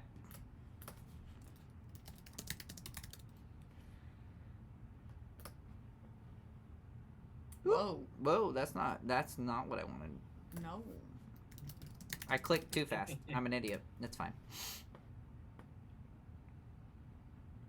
Oh, there we are. Okay. No. There isn't another one. No, that wasn't it either. Not to sound like a boomer, but the whiny vocals get on my nerves for pop punk after a while. Says Yeah. Joel. No, I mean I agree with that wholeheartedly. I do. After a while, I'm like, no, I gotta change it. Why don't you just try looking up the song? Maybe. I will say I agree, but also not at the same time, because I spent. Well, actually, that's a lie. No, it does get on your nerves after a while. There we go. Okay, so to loop around back to I had to my fucking dig park for that. stories, my main listening when I was working in the park was Marilyn Manson and fucking Rob Zombie. Love both of them, dude. Yeah, but that's like what I was listening to in the middle of a fucking open ass park with like barely anyone there, going in like the woods and shit. Listen, I would be more mean- concerned if you were listening to like annotations of an autopsy going in there. Mm-hmm. Some fucking cannibal corpse. Just Yeah, just cattle decap, just absolutely just thrashing it down through the fucking woods. that's Oh my more God, concerning to me. Yeah, than like fucking Rob Zombie or Yeah. fucking Marilyn Manson. Well, I will say it was what was the one fucking song? It was a State of Decay or some shit. I can't remember that Marilyn Manson song. It was like a slow ass eerie one that just fucking was weird as shit. I forgot why I even listened to it. Like it was I threw on like Rob Zombie radio whenever I was working, and it was always like Rob Zombie, Static X, Marilyn Manson, fucking Dope, the band. Dude, fucking love them. I had not seen Dope until I saw them. Obviously, the vocalist of Dope is the new vocalist of Static X. So when Static X tours, That's Dope the is ironic part. That's the really funny part for me. I had never seen them. I had heard a couple songs because they've been around long enough, they're big Yeah. enough. But like I had never seen them or anything. Didn't pay much attention to them. And then when I saw them with Static X and Seven Dust, I was actually like pretty impressed. I was pretty fucking impressed, and also impressed with how quickly that motherfucker was able to get into costume for playing the Static X set. Pretty impressed with that. Mm-hmm. Yeah, my favorite Dope song, funnily enough, is where is it? I Wish I Was the President. That song is always just funny. That as one's a fuck good to me. one. That one's a fucking great one. It makes me chuckle a little bit every time I listen to it. But like, yeah, emptying trash cans or fucking like moving trees and shit. Like that's the music I was listening to. Fuck yeah. I'm all about any fucking genre, and so when I worked at the record shop, my first job, when I was Yeah. too young to be working there, I was like 17. just freshly My 17. first job was 14 there, kid. So Well, no, I you're worked. fine. I say it's my first job. I worked at Wendy's Uh-huh. before that for like 3 months. Well, Doesn't Wendy's, count. okay, 3 months in general doesn't fucking count for a job. No, and that's why I say Cat's Back Records was my first job. Um, Yeah. So when I You were worked, still, what, 17? well, Right, you said? yeah, but I did odd jobs around town and like weird labor things because it was Nitro, West Virginia, and you could. So like Well, yeah. real job on paper, we'll go there. Because they did Real a lot job of on things. paper, yeah. Yeah. So when I worked at Cat's Back, the nice thing about working at a record shop is that you obviously you have to go through catalogs from distributors and what the fuck ever, and you have to order CDs, vinyls, all what have you. Now the nice thing is when you do this, it used to be anyway. I don't know if it still is. I think it might, maybe. I'm not sure. But back then, you would get your order and they would send you usually about 2 or 3 CDs of bands that they were trying to help push. That were no one fucking knew. No one knew their name. No one knew shit. So you would get to hear this music that like maybe you're the first one to fucking hear it before they get huge, like that sort of shit. It was the coolest fucking thing. I loved fucking drop off days because I had first pick. I had first pick because Craig, the owner, didn't care. He didn't fucking care. So we'd get our order. I'd come in. He'd be like, all right, I need you to fucking put these, blah, blah, blah. And I'd be like, so what's new? What's this? And he'd be like, I have no fucking idea. And I'd be like, sick, can I take it? And he's like, yeah, I don't care. They sent me like 1 copy. I don't give a fuck. Which was great. So like I would just take CDs for free and listen to all these bands that like no one gave a shit about, no one knew their name, nothing, fucking nothing. And there was a few, I still have them in I still have CD books. 2 of them, the 400 slot ones. So I have like 800. Yeah, mine's not that big. 800 plus CDs. I have a question. What is Creed and or Nickelback in any of those CD cases? Uh, I was just asking because comedy reasons. Because I remember you getting into Oh, like a fucking... buddy. so first of all, I love both of those bands. Yeah, I know. But I do have to say I do not recall right now. I don't think that I had either of them in either of my CD books. Arms wide open in a garage at like fucking 12 o'clock at night. It's weird, but you know. Bro. Listen, he'll sing that song during karaoke. Okay, but okay. I'm just starting shit. Have you okay, but on a serious note, have you ever paid attention to the lyrics of that song? Yes, because okay, fucking okay, I hate saying it because it drives me insane.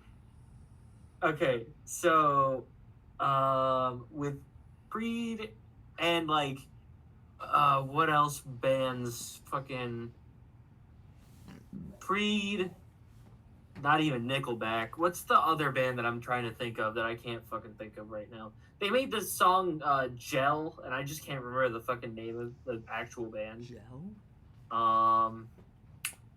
Ooh. Let me see. Fucking I'm having a fucking stroke here. Collective Soul? Yes, that band. My parents fucking love those 2 bands. And so, non-fucking stop, they had those songs on fucking repeat because they went to see Collective Soul in concert. So for a week straight, they would listen to it. And then they went to go see Creed in concert not too long ago. And fucking, they would play Creed constantly. I'm like, I love those bands. Don't get me wrong. They have some good sounds to them. But holy shit, I can only take so much music in 1 week for the same fucking band, back to back to back to back to back. I agree with that. Like, I mean, I've said it before. I fucking love Amur. I love Amir. I love everything Amir has ever done. I love every song they've ever put out. I love every fucking album. I love Amir. Even I will sit here and be like, okay, I need to change it. Like, after so many songs, I'm like, all right, we gotta shift gears here. Yeah. I got my mom addicted to 21 fucking Pilots. Oh, that was a weird thing. Don't I get tried him getting started. her into, Don't I get tried to get her into my music, and I was like, okay, so she hates metal, Oh. and I've tried for years to get her to like it. Nothing came of, like, no fruits came from that labor. And that's But okay. I did get her addicted to 21 Pilots. So, Okay. Joel says, Collective Soul is severely underrated. The vocalist composes and writes everything by himself. Hell yeah. that is true. I love But that. also, I feel like Quill, there was some underlying tones of fucking ew 21 Pilot. It wasn't underlying. It was very upfront. Why? Okay, I'm confused. Why do you not like 21 Pilots? Can't wait for this We have two conversation. different reasons. Okay, so the superficial reason is that we had an old babysitter who fucking loves them. And it was just incessant and Every day, Blech. all day. I used to love them until him. Now I can't. Now, Mm, my okay. other issue with 21 Pilots, Yeah. I just don't fucking like their music. I just don't. I That's just fine. don't. Now I can sit here and say, like, yes, absolutely, they have great production. Not all their songs, and I would even venture to say not most of their songs. We'll go with many of their songs have decent song structure. I think they're very overrated. I don't think that they are actually good enough lyrically and whatnot. And that's not to say that all the songs suck lyrically, because I've heard a few that are fucking, they hit you right in the gut. But I just think they get a lot more hype than they deserve. That's just my I opinion. only hate 21 Pilots because I was able to get my ex to meet Tyler through my job. So yeah, a childish reason, but I honestly don't care. Yeah. Well, Because they suck, and my toxic ex would blast them so much, now I hate them. Yeah, I can understand that. I can agree with that.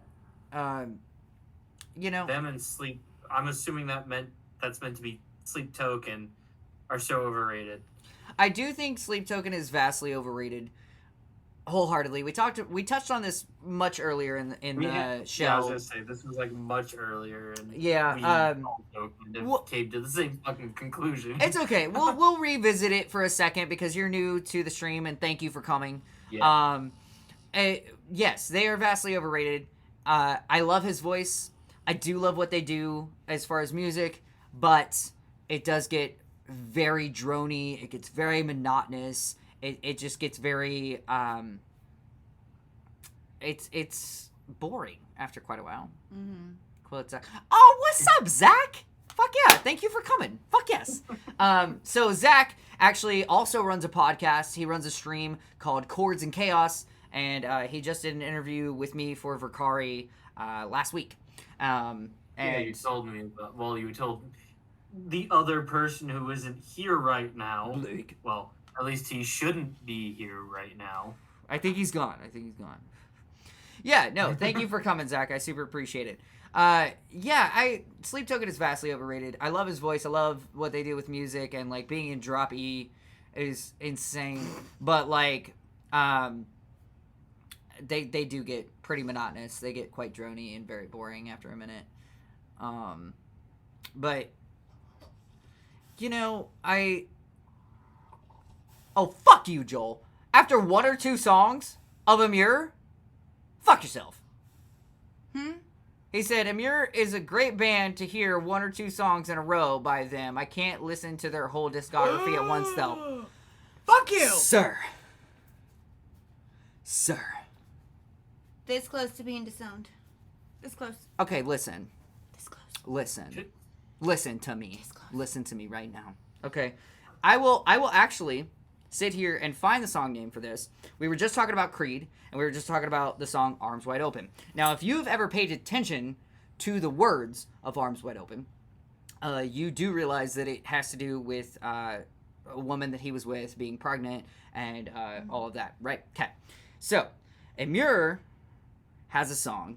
Actually, I'm not sure if it was an abortion or a miscarriage, but Frankie was extremely upset about it. Let me see if I can find it. It was off the album Goodbye to the Gallows, which was, I believe, their first album, and I fucking love that album. It's still one of my favorites to this day. It came out in 2007. I fucking can't with him. Yeesh. I fucking God can't with fucking damn him. it. It's like every other insult we hurl at him. It's like, my dad this, my dad He that. got I'm like, issues. alright. If only you actually knew Traumatization him. overload over here. If Fuck only you actually knew him. Skylar, you shush your mouth. I love how he's like, oh my god. Shush your mouth, kid. I think it's 10 Signs You Should Leave. Oh shit, I just realized he can I do have mommy and daddy. Oh my god. If I ever meet this man in like fucking real, like face to face, I'm gonna fucking slap you. Oh, you're gonna have a blast with Joel. You're gonna have a wonderful time. I'm fucking sure I will, but goddamn, there are some unrelated problems. He have is right afraid now. of me. He actually is afraid of me. Like, there are so many times, like, I'll just give him a face and he's like, okay. Don't hurt me. Okay. It's like, I get it. Like, we were playing beer pong one time and I had the ball and I went like this to him and he was just like, don't hurt me. Fuck. I was like, I'm not gonna hurt you. I'm just fucking with you. Like, let's fucking go. Is You get it me to play a pong and I respect have to issue? play. Is it Like, about felony? I can't just stand around and talk. I have to play and talk. Oh, Oh god, it beer is pong. So many. not after Goodbye to the Gallows. I'm their personal crackhead. Dude, he's a something. He's a friggin' something that we just randomly picked up at a show is what happened. It's true. He's like the fucking gremlin, and that's it. Where's the Lord of the Rings man from Verkari? Is he talking about Ryan? Yes, he's talking about Ryan. Ryan is Celebrating his birthday. yes. Yeah, it was recently Ryan's birthday, yesterday, I believe it was.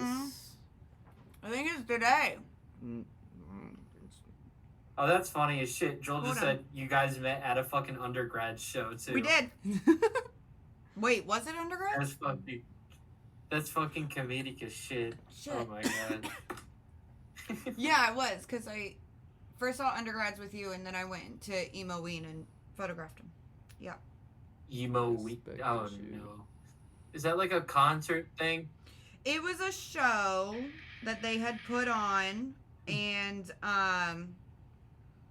that was actually undergrad's last show, was Emo Ween last year. Oh, excuse me, Ryan's birthday was yesterday. My Told bad. ya. I thought it was today. My days are blurring together. What do you want from me? You're not the only one, trust me. I thought yesterday was Friday and today was Saturday. I do that all was the a fucking time. lie. Not that one. I do that all the time. Is it this one? I'm sorry, I'm trying to find this fucking song by Amir, and I forget Take the name all of it. your fucking time in the I world. forget the You're name. good.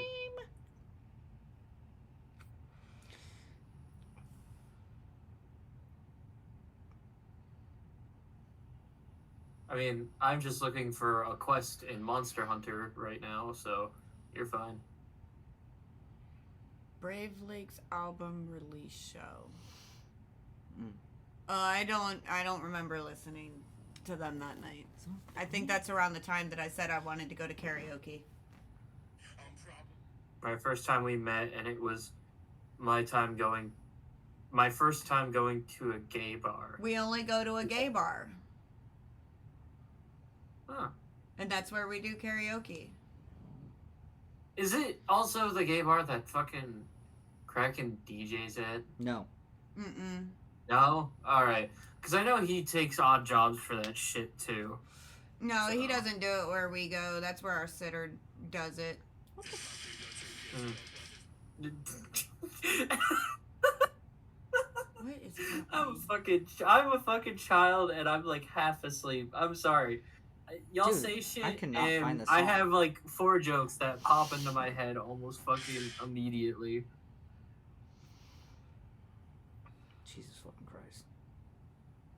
You're still struggling over there, Quill. Always. Dude, because I know, the problem is I've listened to all Amir albums, every fucking I've one of them. listened to all of their shit. So I'm like struggling to find this specific as fuck song. God Welcome to damn my it. life. Damn it, dude. I can't Struggles sing for are shit, so real. that was my little simple planned welcome to my life bit. This is what I deal with every day.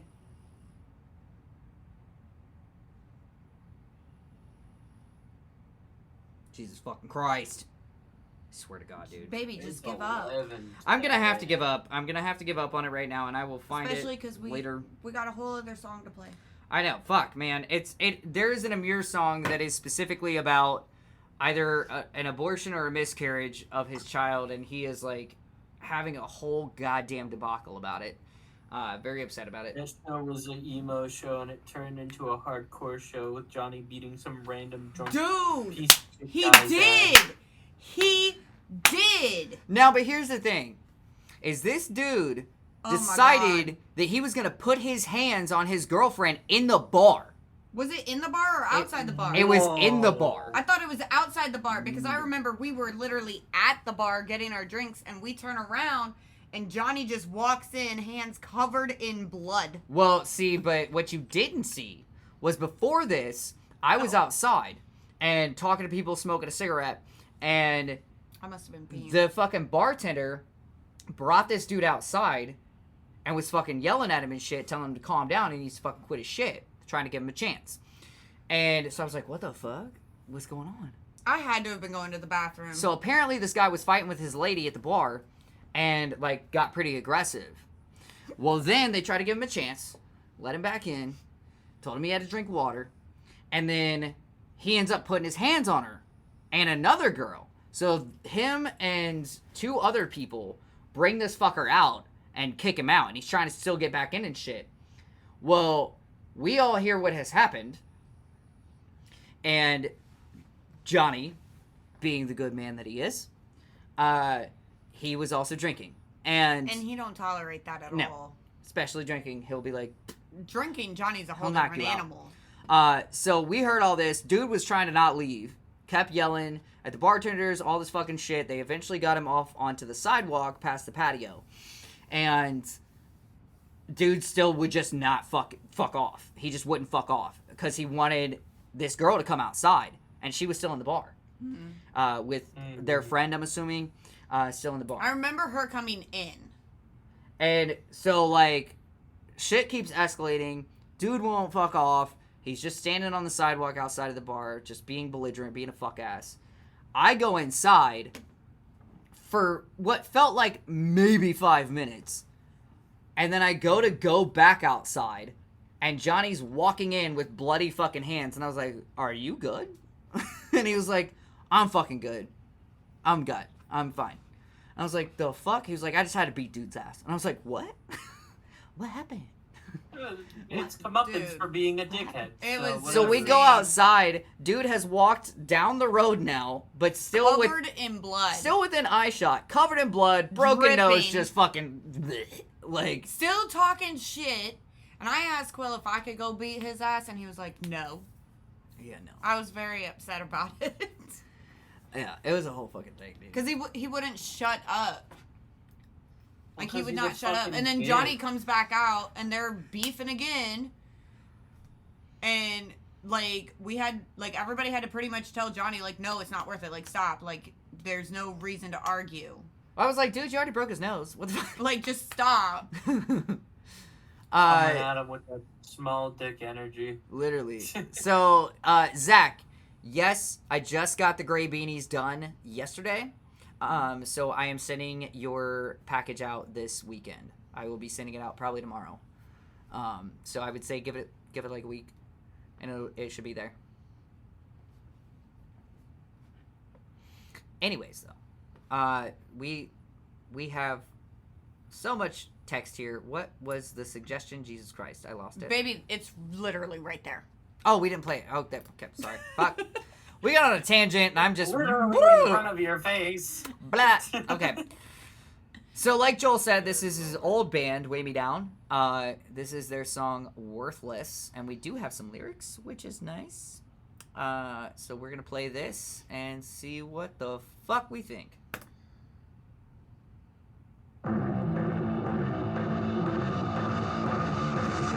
Please tell me why I feel so fucking worthless.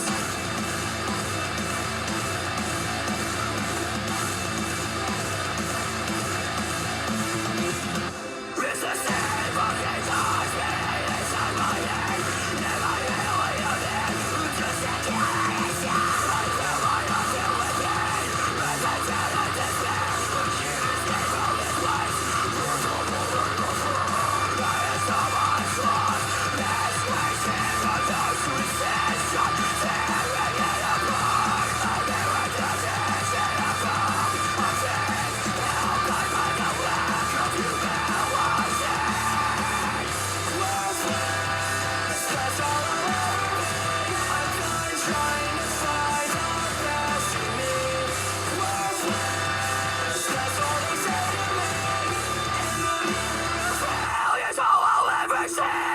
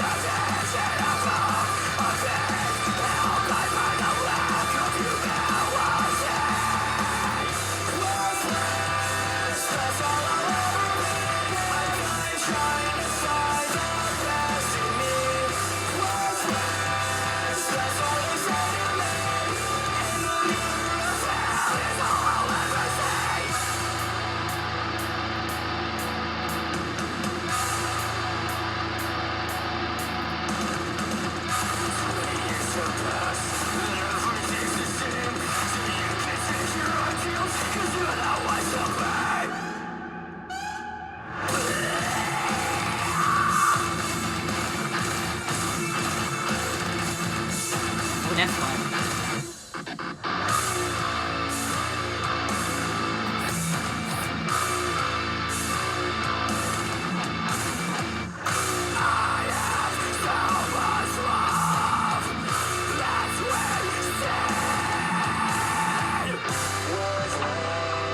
That's all I'll ever be. I'm done trying to find the best in me.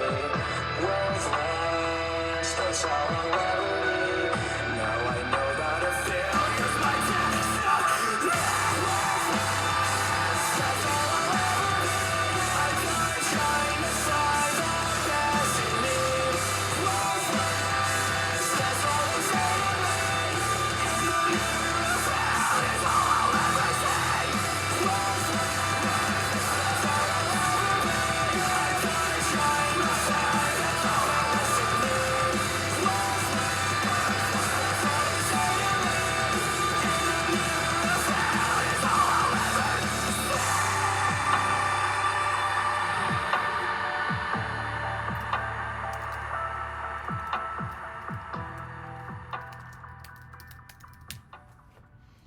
So that was Worthless by Weigh Me Down. Joel, is that band still around and you're just not in it anymore, or like are they gone now? What's the deal with the band? 2 other songs that never got released that are hits. I have to show you next time I come over. Absolutely, dude. Fucking for sure. That was a banger. I fucking love that. That was sick. It slowed down at exactly the right spots. It was produced really well. I like the lyrics. They hit. Yeah, they do. They sure. hit home. And they were placed perfectly. Mm-hmm. I think also. Az, what do you think? Shit. I think we're Put on the losing spot. Az. I think we are losing Az. I think we are I'm too. mentally kind of. It's been like 4 or 5 hours now.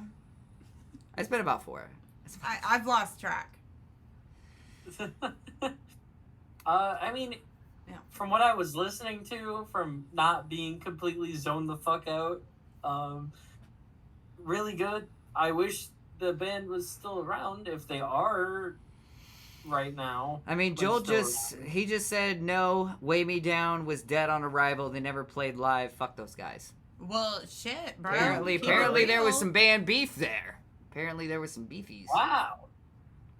Oh, They screwed me out of money for studio time. Oh, that's We a don't bad. like that. That's a bad fucking look, dude. That's a bad fucking look. we don't like that. No, absolutely not. Absolutely not. I love how our kid is saying to every song. That was That's awesome. Well, I'm glad he likes it. For, Listen, if for he being is big not, shitheads, they make good music, Ronnie Radke. Fucking yes. Another dig at Ronnie. Fucking. So we got a Wow, suggestion. man, I always love throwing shit at that guy. We got a Fuck you, man. suggestion from Zach from Chords and Chaos for a local band where he's from in Atlanta called Chidori. I'm guessing that's how it's pronounced. Yeah, you're right. Chidori. You're right. Oh, we'll play the 5,000 one. Hopefully we don't get a ding. Are we gonna get dinged? Hold on one second. It's 17,000 monthlies. Yeah, I mean that's still a little under Yeah. for DMCA at least. It's easy to get overly excited for underwhelming situations. Great start. Post-hardcore project Chidori is ready to take over the scene, influenced by genre heavy hitters such as Underoath and Dance Gavin Dance. The band originally formed as a two-piece. Caleb Trice and Brian Hampton began collaborating on various projects before meeting guitarist Chelsea Ova in 2015. From working at Guitar Center together to the trio graduating from the Atlanta Institution of Music and Media, their musical bonds grew stronger over time. Adding drummer Marcus Cruz into the mix before their first gig, the lineup had officially fallen into place. And then it talks about fucking music they put out, which I am not. I'm not doing it because I'm sure that you are behind. I'm sure you're behind, fuckers. Anyway, they got 17,690 monthly listeners, and let's see how many follows they've got. 1,827 followers, and it looks like they've got listeners from Atlanta, Chicago. They've got listeners all the way from Australia and Dallas, Texas. So we're gonna go with the least popular song because I want to try to avoid the DMCA. Yep. As much as possible. So we'll go with Ocean Consumes Vessel. Ocean Consumes Vessel yeah. by Chidori, and there's no lyrics, it looks like. But we'll give it a go. I mean, Zach didn't tell us what kind of band this was, what the fuck we're in for. So this is looks like it was released this year, actually, 2025. Yeah. So let's see what it's about.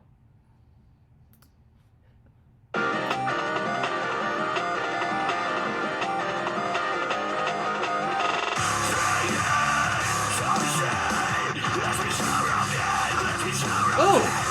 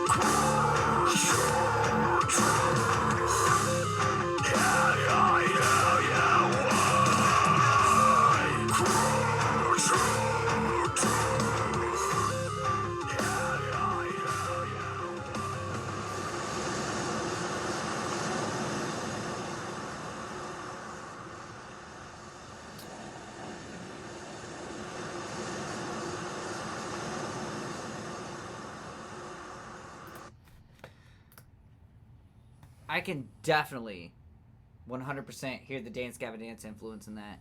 Yeah. 100%. I do think the wave sound at the end was unnecessary, and It was a little weird. if they were gonna do it, because I get the name of the song, whatever, should have been cut a little short. Don't cut off the vocals to fucking put that in there. That was a little unnecessary. I was gonna say, was it just me or was like fucking weird ass ocean noise? Yeah, that was just a little fucking unnecessary to cut off the vocals to fucking have that much of it. My brain kept getting confused. MP4. Now listen, I do understand why your brain would get confused, but Like, it was all over the place, and I was just like, yes, but if you're somebody who listens to Dance Gavin Dance or Polyphia, bands like that, they do a lot of that sort of change up in their song structure. Bullshit. Huh? Said math rock bullshit. Yeah, it's math rocky shit. It is, and it's hard for the basic like mainstream consumer to do. It's hard to like comprehend and like deal with. Because even back when I was more of like just a mainstream fan and consumer, that shit I couldn't fucking deal with it. I was like, this is fucking stupid. It seems off time. But I will say, high school me definitely would have listened to it. Like, early college me would have listened to it. But, like, my brain now is like, I just... Because I stopped listening to music like that for whatever reason. I don't know that's why. A lot of people with, like, cool, I feel like. Like, Yeah. My mother loves A Perfect Circle. Like, she likes that band, A Perfect Circle. Mm. That has Maynard in it. But she doesn't like Tool. Why are there mathematical equations in my metalcore? I just want my binary. I just Fucking want my Joel. zeros and fucking... Fucking I zeros mean, and ones. The thing is, I do understand how it's hard to consume as someone who isn't maybe exposed to a lot of bands like that or songs like that. It's been forever. Like, so like my brain is not used to it anymore. That's what I'm saying. Is like your main consumer wouldn't be used to that, and you would hear it in a very different way than someone who now, like, being with me and being around it so much, you're like, oh, okay, well, like, it's not that off, but like, I don't play that kind of music. I don't sit here and like listen to that kind of music a lot, for sure, but it's not wrong. It is on time. It is 100% on time. It's just very mathematical, very complex to your general listener. Just force feed your brain animals as leaders. And Polyphia and and fucking, yeah. And just, Polyphia and Periphery and fucking weird ass fucking time signatures, and you'll be fine. Callous. Just listen to Numa by Tool. That'll fuck with you. Yeah, well. God, Danny Carey. Fuck Also, you for though, making that song like that. Sitting here speaking on these sorts of bands, Polyphia did just recently announce to us that they are going to be putting out new music, and it's going to be their heaviest yet. It's going to be heavier than it has been, and I'm pretty excited to hear what's going to happen with that, because Tim he's an amazing guitarist, fucking crazy out of this world guitarist, and he has an amazing tone on his own. But I was talking to my coworker Joe, who's been a guitarist for most of his life, the other day, and He plays guitar. yes, and we were talking about Polyphia coming out with new music that's going to be heavier. And when we were talking about it, he was like, yeah, like, I'm kind of wondering what's going to happen. Is it going to be more chugs? Like, is that what we're talking? What are we talking? Because, I kind of see Tosin Abasi in the realm of Tim. And I was like, that's a really good point, honestly, though, because, like, where do you go? Where do you go as Polyphia getting heavier? Like, what direction does that mean to Polyphia and to Tim? Is it gonna? It's fucking red miso off of fucking animals. I'm just wondering, man, because like Tim has his own tone. Right. He has a very specific tone. 100%. So like, if you go heavier in the Tim tone, what is that gonna sound like? And I'm like really excited for it because I think it's gonna be sick. I think it's gonna be fucking intense. I really hope they just do nothing but fucking 6-time chugs and just fucking rip that shit. Break all of your fucking guitar. Break all of your fucking guitar strings. Fuck Yeah. you. Callus is actually on tour with Silverstein. Yeah, I saw that, and I'm so glad that Silverstein is back and doing shit, and I think it's the perfect time. Which I say damn near on every fucking stream that I go on now, whether it's on here or it's on like any sort of interview I do. But I'm really excited about it because I think it's the perfect time for them to be doing it. As long as they do it right with marketing and PR, it's gonna be great for them. When's their album come out? It's coming up, isn't it? Very soon. Very soon. Because I'm like, Yes. I'm ready. It's gonna be very soon. I need it. I'm seeing them in April. Fuck yeah. Fuck yeah. I've always wanted to see Silverstein, and I just never got a chance. Oh, we're going to one day. To be fair, every band says their new album that's coming out is the heaviest one yet, and it sounds like Imagine Dragons. Oh, shots fired. Shots fucking fired. Leave it to Joel to shoot fire. Like, what the fuck? Again, rock to face. Dude. I will throw a fucking pebble at you, I swear. I fucking love Joel. Joel God is, damn it. he can be very sweet, but he can be very vicious. No, he's very sweet with, like, just the right amount of traumatic tinge to him to have the best fucking jokes. Which makes him vicious sometimes. Anti-Bloom is on the 18th of this month? Of February? Excuse me? Because I thought it was Wait. going to be February or March. Hold up. And then a second album in August?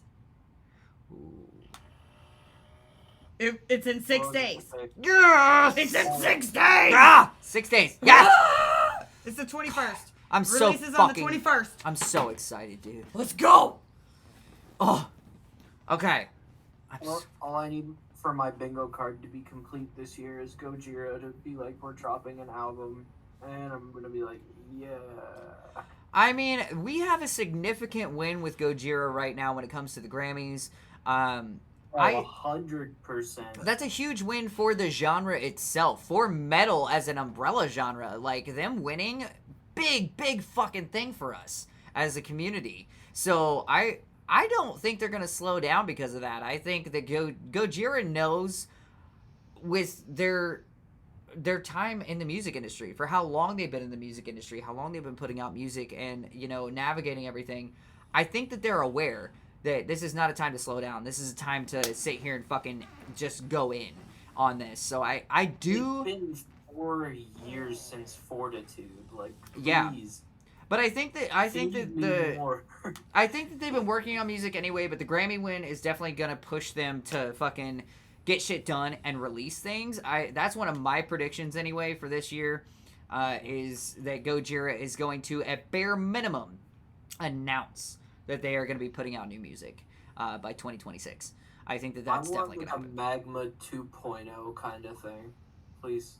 Oh yeah, definitely. That would be so good. I love Magma. That album made 2016 so worth it. But at the same time, please, for the love of God, put something out. It's been forever. It's definitely been too long. 100%, I agree with that. It was gonna be one big album, and Shane and Paul said no, let's split it into 2 albums. But they said Anti-Bloom will be very heavy. Confession and Skin and Bones are both already out. No, yeah, I've definitely listened to all the songs that Silverstein has put out so far. Definitely been on top of that shit. Trust me. We love them. I'm excited to hear the new shit. I just, again, and I'll harp on it until I see what they do with this. If they do marketing and PR right on this new album and 2 new albums this year, I think that it is going to be kind of the rebirth of Silverstein. Like, it's gonna send them into a whole new realm and bracket as far as being in the music industry. I think if they do it right this time, because like they didn't before, and that's not entirely on them, you know, they worked with people that they thought they could trust and thought would push them over the edge. I think if they really do it right this time, it's absolutely gonna be their time. I really do. Yeah. Because they've got great shit. They've always had great shit. They but have, like, and I'm fuck. so excited. Like, it's been a hot minute, and I love Silverstein. love You know, I love Silverstein. How could you not, dude? I was obsessed with them in high school, like sophomore Yeah. year. I remember exactly when and where I found out who Silverstein was, and like the friend that introduced me to them. Like, I remember Yeah. it so vividly, and just being obsessed and immersed in their music for like years. Like, I wouldn't stop. Yeah, I mean, that's the thing is, like, as soon as, if you heard them back around that time, the first song you heard was Smile in Your Sleep. Yep. That's the one. That's the one you heard. That's the one everybody knew. But if it fucking caught you, it caught you like a fucking virus, dude. Like, you Yep. had to listen to everything else because it was just so good. I literally burned. 7th grade, Smile in Your Sleep. See? Yep. Smile in Your Sleep, dude. I And- literally burned 2 of their fucking albums. Actually, no, I had my friend Steven do it for me. He burned 2 of them for me to listen to, and I just on repeat, like for days on end. Like, it was insane. I love them. I am in love with them. I will see them one day live. Yeah, I don't even care if I can't photograph them. I will see them live I just and wanna- enjoy it. I don't even care if I'm at the back of the fucking venue or the festival. I just wanna whatever. hear it. Yeah, I just want to be there. I just want to hear it. I don't even care if I see them microscopically. I want And, to hear like, it. the thing is I've watched live videos of Silverstein many, Mm-hmm. many times over, and the thing is they're never put late enough. First of all, in my opinion, and second of all, there's never a huge crowd for them, and it's bullshit. Like, it's fucking utter bullshit. Silverstein is just so fucking good, dude. What he say? Silverstein to y'all is what Catch Your Breath is for me. They're creeping up my top 5. I don't know who they are. I gotta say. I don't know who he talking about. Catch Your Breath. Let's see. Or maybe I do. I shouldn't. Maybe. They're probably way Yeah. over our DMCA threshold. Oh, 2 million Wait a minute. monthlies. Yeah, Wait no. a minute. Wait a minute. Yeah, No. Hold up. I might know. Never. No, that's Wait. not happening. Kudos to them though. Having a song that has over 95 million streams. Fuck yes, dude. Doing it. Fucking doing it right. I'm an idiot because I totally know who they are. I maybe would if I heard them, but like, yeah. I listen to them. I really do. I I do. Oh, you do it. No, Ricochet. I showed you Ricochet. Did you show me that one? Yeah, I know that band. Never mind. I'm an idiot. It's fine. It's fine. I've been I have I've a been drinking. Chevelle I don't know song shit stuck about in fuck. my head right now. Do what? So I have a Chevelle song stuck in my head right now. I mean, they're good. I like Chevelle. Yeah, they're alright. You know what? I wish that I had other, like, smaller bands to sit here and show right now, but I We really don't. think we Yeah, I think we blew through our stack today. Like, I tried to offer some shit, but I'm like, oh, we're gonna get fucking dinged for half of this. yeah, it's you hard. have to listen to that song in your spare time. I Yeah. promise you, it's worth it. They're amazing. I definitely will. Fuck, man. Like, I really don't have that much. Well, I gotta go to bed. It is 11:41. I have to be at work tomorrow. Like, Yeah, it's been like 8 over a.m. 4.5 Yes. hours.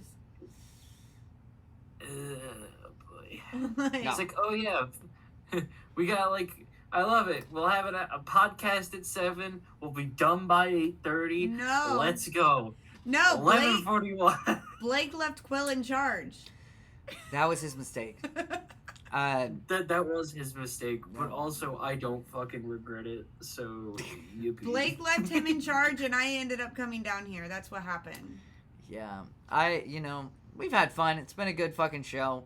I'm not mad about none of it. I do wish that I had one more band to fucking sign us off with, but, it's alright. We will, as we always do, end with my band. Touching on my band, though, we do have a song that we just got back Heard it? from our producer that we will hopefully be putting it out in the next 1 to 2 months. It's called "Show Me Your Teeth," which my guys will kill me for even saying the You name. said that the last time. They will though. If they saw, if they don't They- watch, they don't watch. But if they did, they'd fucking kill me for saying It the was name. either the last time or it was when you did the interview last weekend. Oh, it was definitely streaming. It was definitely the interview. It's fine. It's called Show Me Your Teeth. We should be coming out with it in the next month or two. We got one more suggestion. I got you one. Well, that'll be a solo suggestion because I like fucking. I need Lay down. Go to sleep, I guys. need- Go to sleep. I need bed. Okay, I need we got need this one vitamin and then B we done. for bed. Always Enjoy the rest of it. grounded. For sure. Yeah, I'll catch Thanks. you there. Thanks for being around, man. As always, Yeah. love talking bullshit with you. I love bullshitting. It's great. And we will catch you next time as Yeah. Show Me Your Teeth. Okay. Good lord. Later as. Alright, so we're going to check out Always Grounded. They're amazing and I love RJ. Okay, cool. Fuck yeah. I don't know what song to play. Just for DMCA purposes, I'm going to play any song that is below fucking 10,000 streams. Live, laugh, limp biscuit. Live, laugh. Fuck yes. Probably going to play that one because I love Limp Bizkit. It sounds interesting. I'm interviewing RJ from the band soon. I'll let you know. Definitely want to check that out. We're going to play Live, Laugh, Limp Bizkit because I fucking love Limp Bizkit. So that's the song we're going to play from Always Grounded. And this will be the last band of the stream tonight. Make sure to catch us at the next podcast next Friday, the 21st. I will be actually live streaming from the show that my band is playing in Lakewood, Ohio, with Kings and Thieves, Reticulatus, Sour blood. and Final Seconds of Suffering. This will be the last song that we play from another band, and then, as always, we end the show with one of my band songs. But here we go. This is the band Always Grounded with the song Live, Laugh, Limp Bizkit. Actually, I did not read their bio, and I always read a bio. Connecticut pop punk, established in 2020, brought to you by Ghost Killer Entertainment. Good for you guys, man. Fucking name drop. All right, fuck yeah. This is Live, Laugh, Limp Bizkit by Always Grounded. And I'm the only surefire way to disengage your temporomandibular joint, Dr.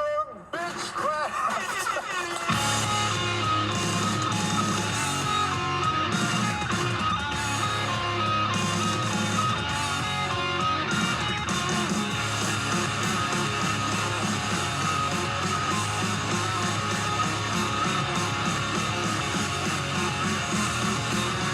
Not where I thought I'd be, but it sure as hell still happening. With the right vibe within now, there's nothing that can tear me down. Started a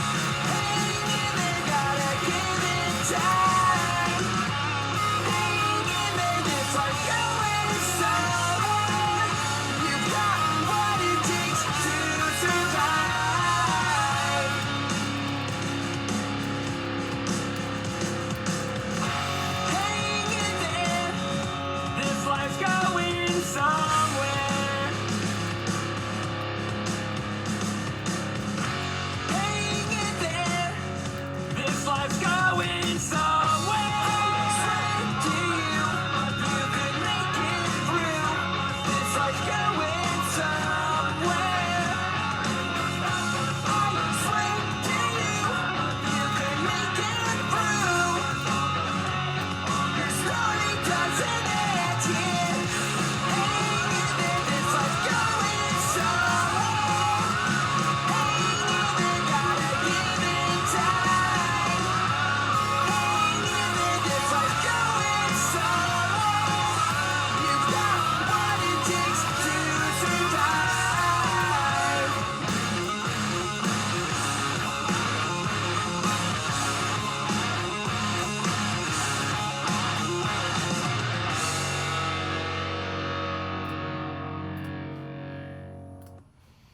Hell yeah! Not disappointed by that. That was fucking fun. That was a fun one. That took me back to like high school. Oh, Like, for middle sure. school, high school. For sure. I will say there was a couple of the change ups that caught me off guard. Yeah.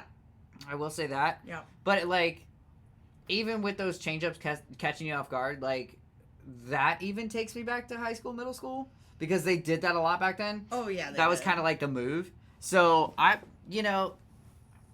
it's you can't even be mad about it. It was still on time. It just like you're just like, oh shit, here we go. Yeah. I like, liked it. catch you off guard. Catch you off guard. It was catchy too. I sadly missed the song, but the song name is goated. Literally, it was a good song though. It was fucking good. You should listen to it, Joel. We used to use MTV to record our ringtones. Yeah. I And did not use MTV to record my ringtones. Fuse. I used Fuse. That I was a didn't big do one. that either. MTV, Fuse, VH1. I actually, because, iPods were still a thing. Yeah. So my ex had one, and I would use his headphones. And put Oh my God! Treble as fuck. Trebly clipping like a some bitch. But then AT&T also came out with like, okay, you could buy this song to use as your ringtone. Yeah. So then I ended up with a Shiny Toy Guns ringtone. I was poor, so I did not. Oh, my parents weren't happy about it. Laugh my ass off. I bet that sounded worse than the TV. You're right. It did. It was awful. And so then when I decided to... My mom texted the number to get the Soulja Boy ringtone. I did that once and got in massive trouble, but it wasn't Soulja Boy. It was, it was a Tupac song. What the fuck? Yeah, I did it for a Tupac song. Yeah, no. I went against my parents eventually and bought a ringtone. And then the one for like your, when they call you. The ring back tone. Yes, I went and bought one of those too. Both of them were Shiny Toy Guns, but they were two completely different Dude. songs. I was just literally about to say, does anybody in the stream still? I don't even think we have like hardly anybody in the stream now. But anybody remember the ringback tones? Like I never had one. I did, and I went against my parents because they were like, "No, you're not allowed to do I that. That's gonna cost never- extra money." I never had one, but I can remember the first time I ever heard one. I can remember the fucking first time I ever heard a ringback tone because I didn't know what they were yet. Oh, And I was called so- somebody. I called somebody, and I was like, "Hello? Are you there? Are you playing me music right now? Like, what the fuck is this?" The song. Like it was so fucking, I was so fucking like My confused. friend Megan had one. It was the song "You Owe Me" and "I Owe You" or whatever. Fucking Dude, scared the fuck out of me. dude, I ordered $40 of ringback tones, and my dad about killed me. I Oh. ordered however much one cost at the time. I ordered one, and my mom bitched a fit. They were like, I was lectured for days. I feel like they were like $3 at like the most. $2.99. It was, yeah. I'm just old enough to remember buying ringtones. I stole my mom's credit card to get the Shut Up breakdown from Linkin Park's One Step Closer. Fuck yeah. All right. Yeah, I would have been killed on sight. Yeah. I will say though, when we're talking about sitting here spending our parents' money. So in middle school, the end of middle school, 8th grade, into high school, Oh no. Oh no. yeah, my dad was paying for my phone because at the Oh, time, I remember this. at the time he wasn't so bad of a drug addict that he could hold a job, and he was paying for my phone. And I happen to get a girlfriend that lived in Canada, in Ontario. And I know it sounds fake. Her name was Coral. I know that also sounds fake. You literally just told me this story like last weekend. Yeah, dude, it's real. And this I shit you not, this is real as fuck. And I didn't know about roaming charges or international fees and charges. I did not know that was a thing. And I would text her and I would call her and I didn't think it was a fucking difference in charge. And my dad got a $1,000+ phone bill because of me talking to my girlfriend that lived in Canada, in Ontario, Canada. Yeah, no, my parents just got that on a regular because people would like blow up my phone because they were mad at me for quote unquote stealing their boyfriend. Dude, it was... That's the only reason mine got racked up that high. Dude, do you know what's more fucked up about this story? This chick, who lived in Ontario, Canada, named Coral, like a coral reef, left me for a bitch named Dolores, Ew. who lived closer to her in Ontario. But Dolores. Who I was also friends with on MySpace, and I was like, you bitch. Damn. Yup. What year did y'all graduate? It's supposed to have been 2010. Mine was 2011. I graduated in 2010 as well. Yeah. Laugh my ass off. Okay, SpongeBob SquarePants. Okay. Wait, isn't Coral one of SpongeBob's homies? No. I don't know. I don't watch SpongeBob. But I have a whole thing as to why. Out of the adults in this stream, I'm the youngest. I graduated in 2020. Shut up, Joel. Yeah, you big old baby. We love you anyway, but shut up. We do. Anyway, Big old baby. we have no more music suggestions. We have no more bands to give you right now. So, after almost 4.5 hours. No, almost 5 hours. We're almost at 5. Okay. We're done for the night. We are done. So thank you all for tuning in. Thank you everyone who stuck around. We appreciate you. Please make sure you follow if you don't already. Have your friends follow. We do this all for free. And all we want is to expose people to new music and make sure that these bands that are underground that don't have the fucking money to have the marketing and PR that they deserve get exposure, at least in some right. So please make sure you follow and make sure your friends do so that we can keep exposing all these amazing bands to everyone around the country and even into international waters. We have people that watch from Australia and stuff too. Jesus. Thank you, Zach. I appreciate you. Scared the shit out of me. Thank you so much for stopping through, and we will see you next Friday, 7 p.m., February 21st. Like I said, I will be live streaming from the show that my band Verkari is playing in Lakewood, Ohio with Kings and Thieves, Reticulatus, Sour Blood, and Final Seconds of Suffering. So make sure you tune in. Love you guys. Be safe out there. See you next week.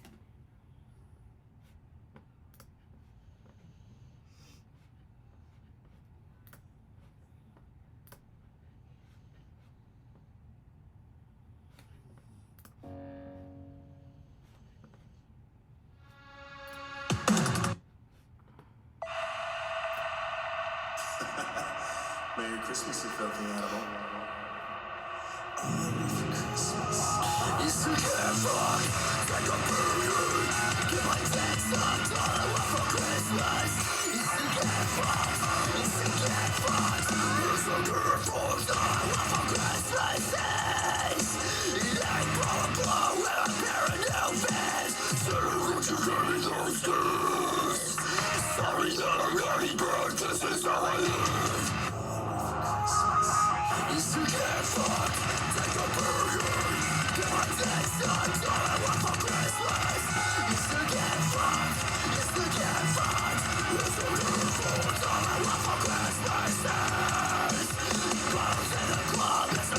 Glasses,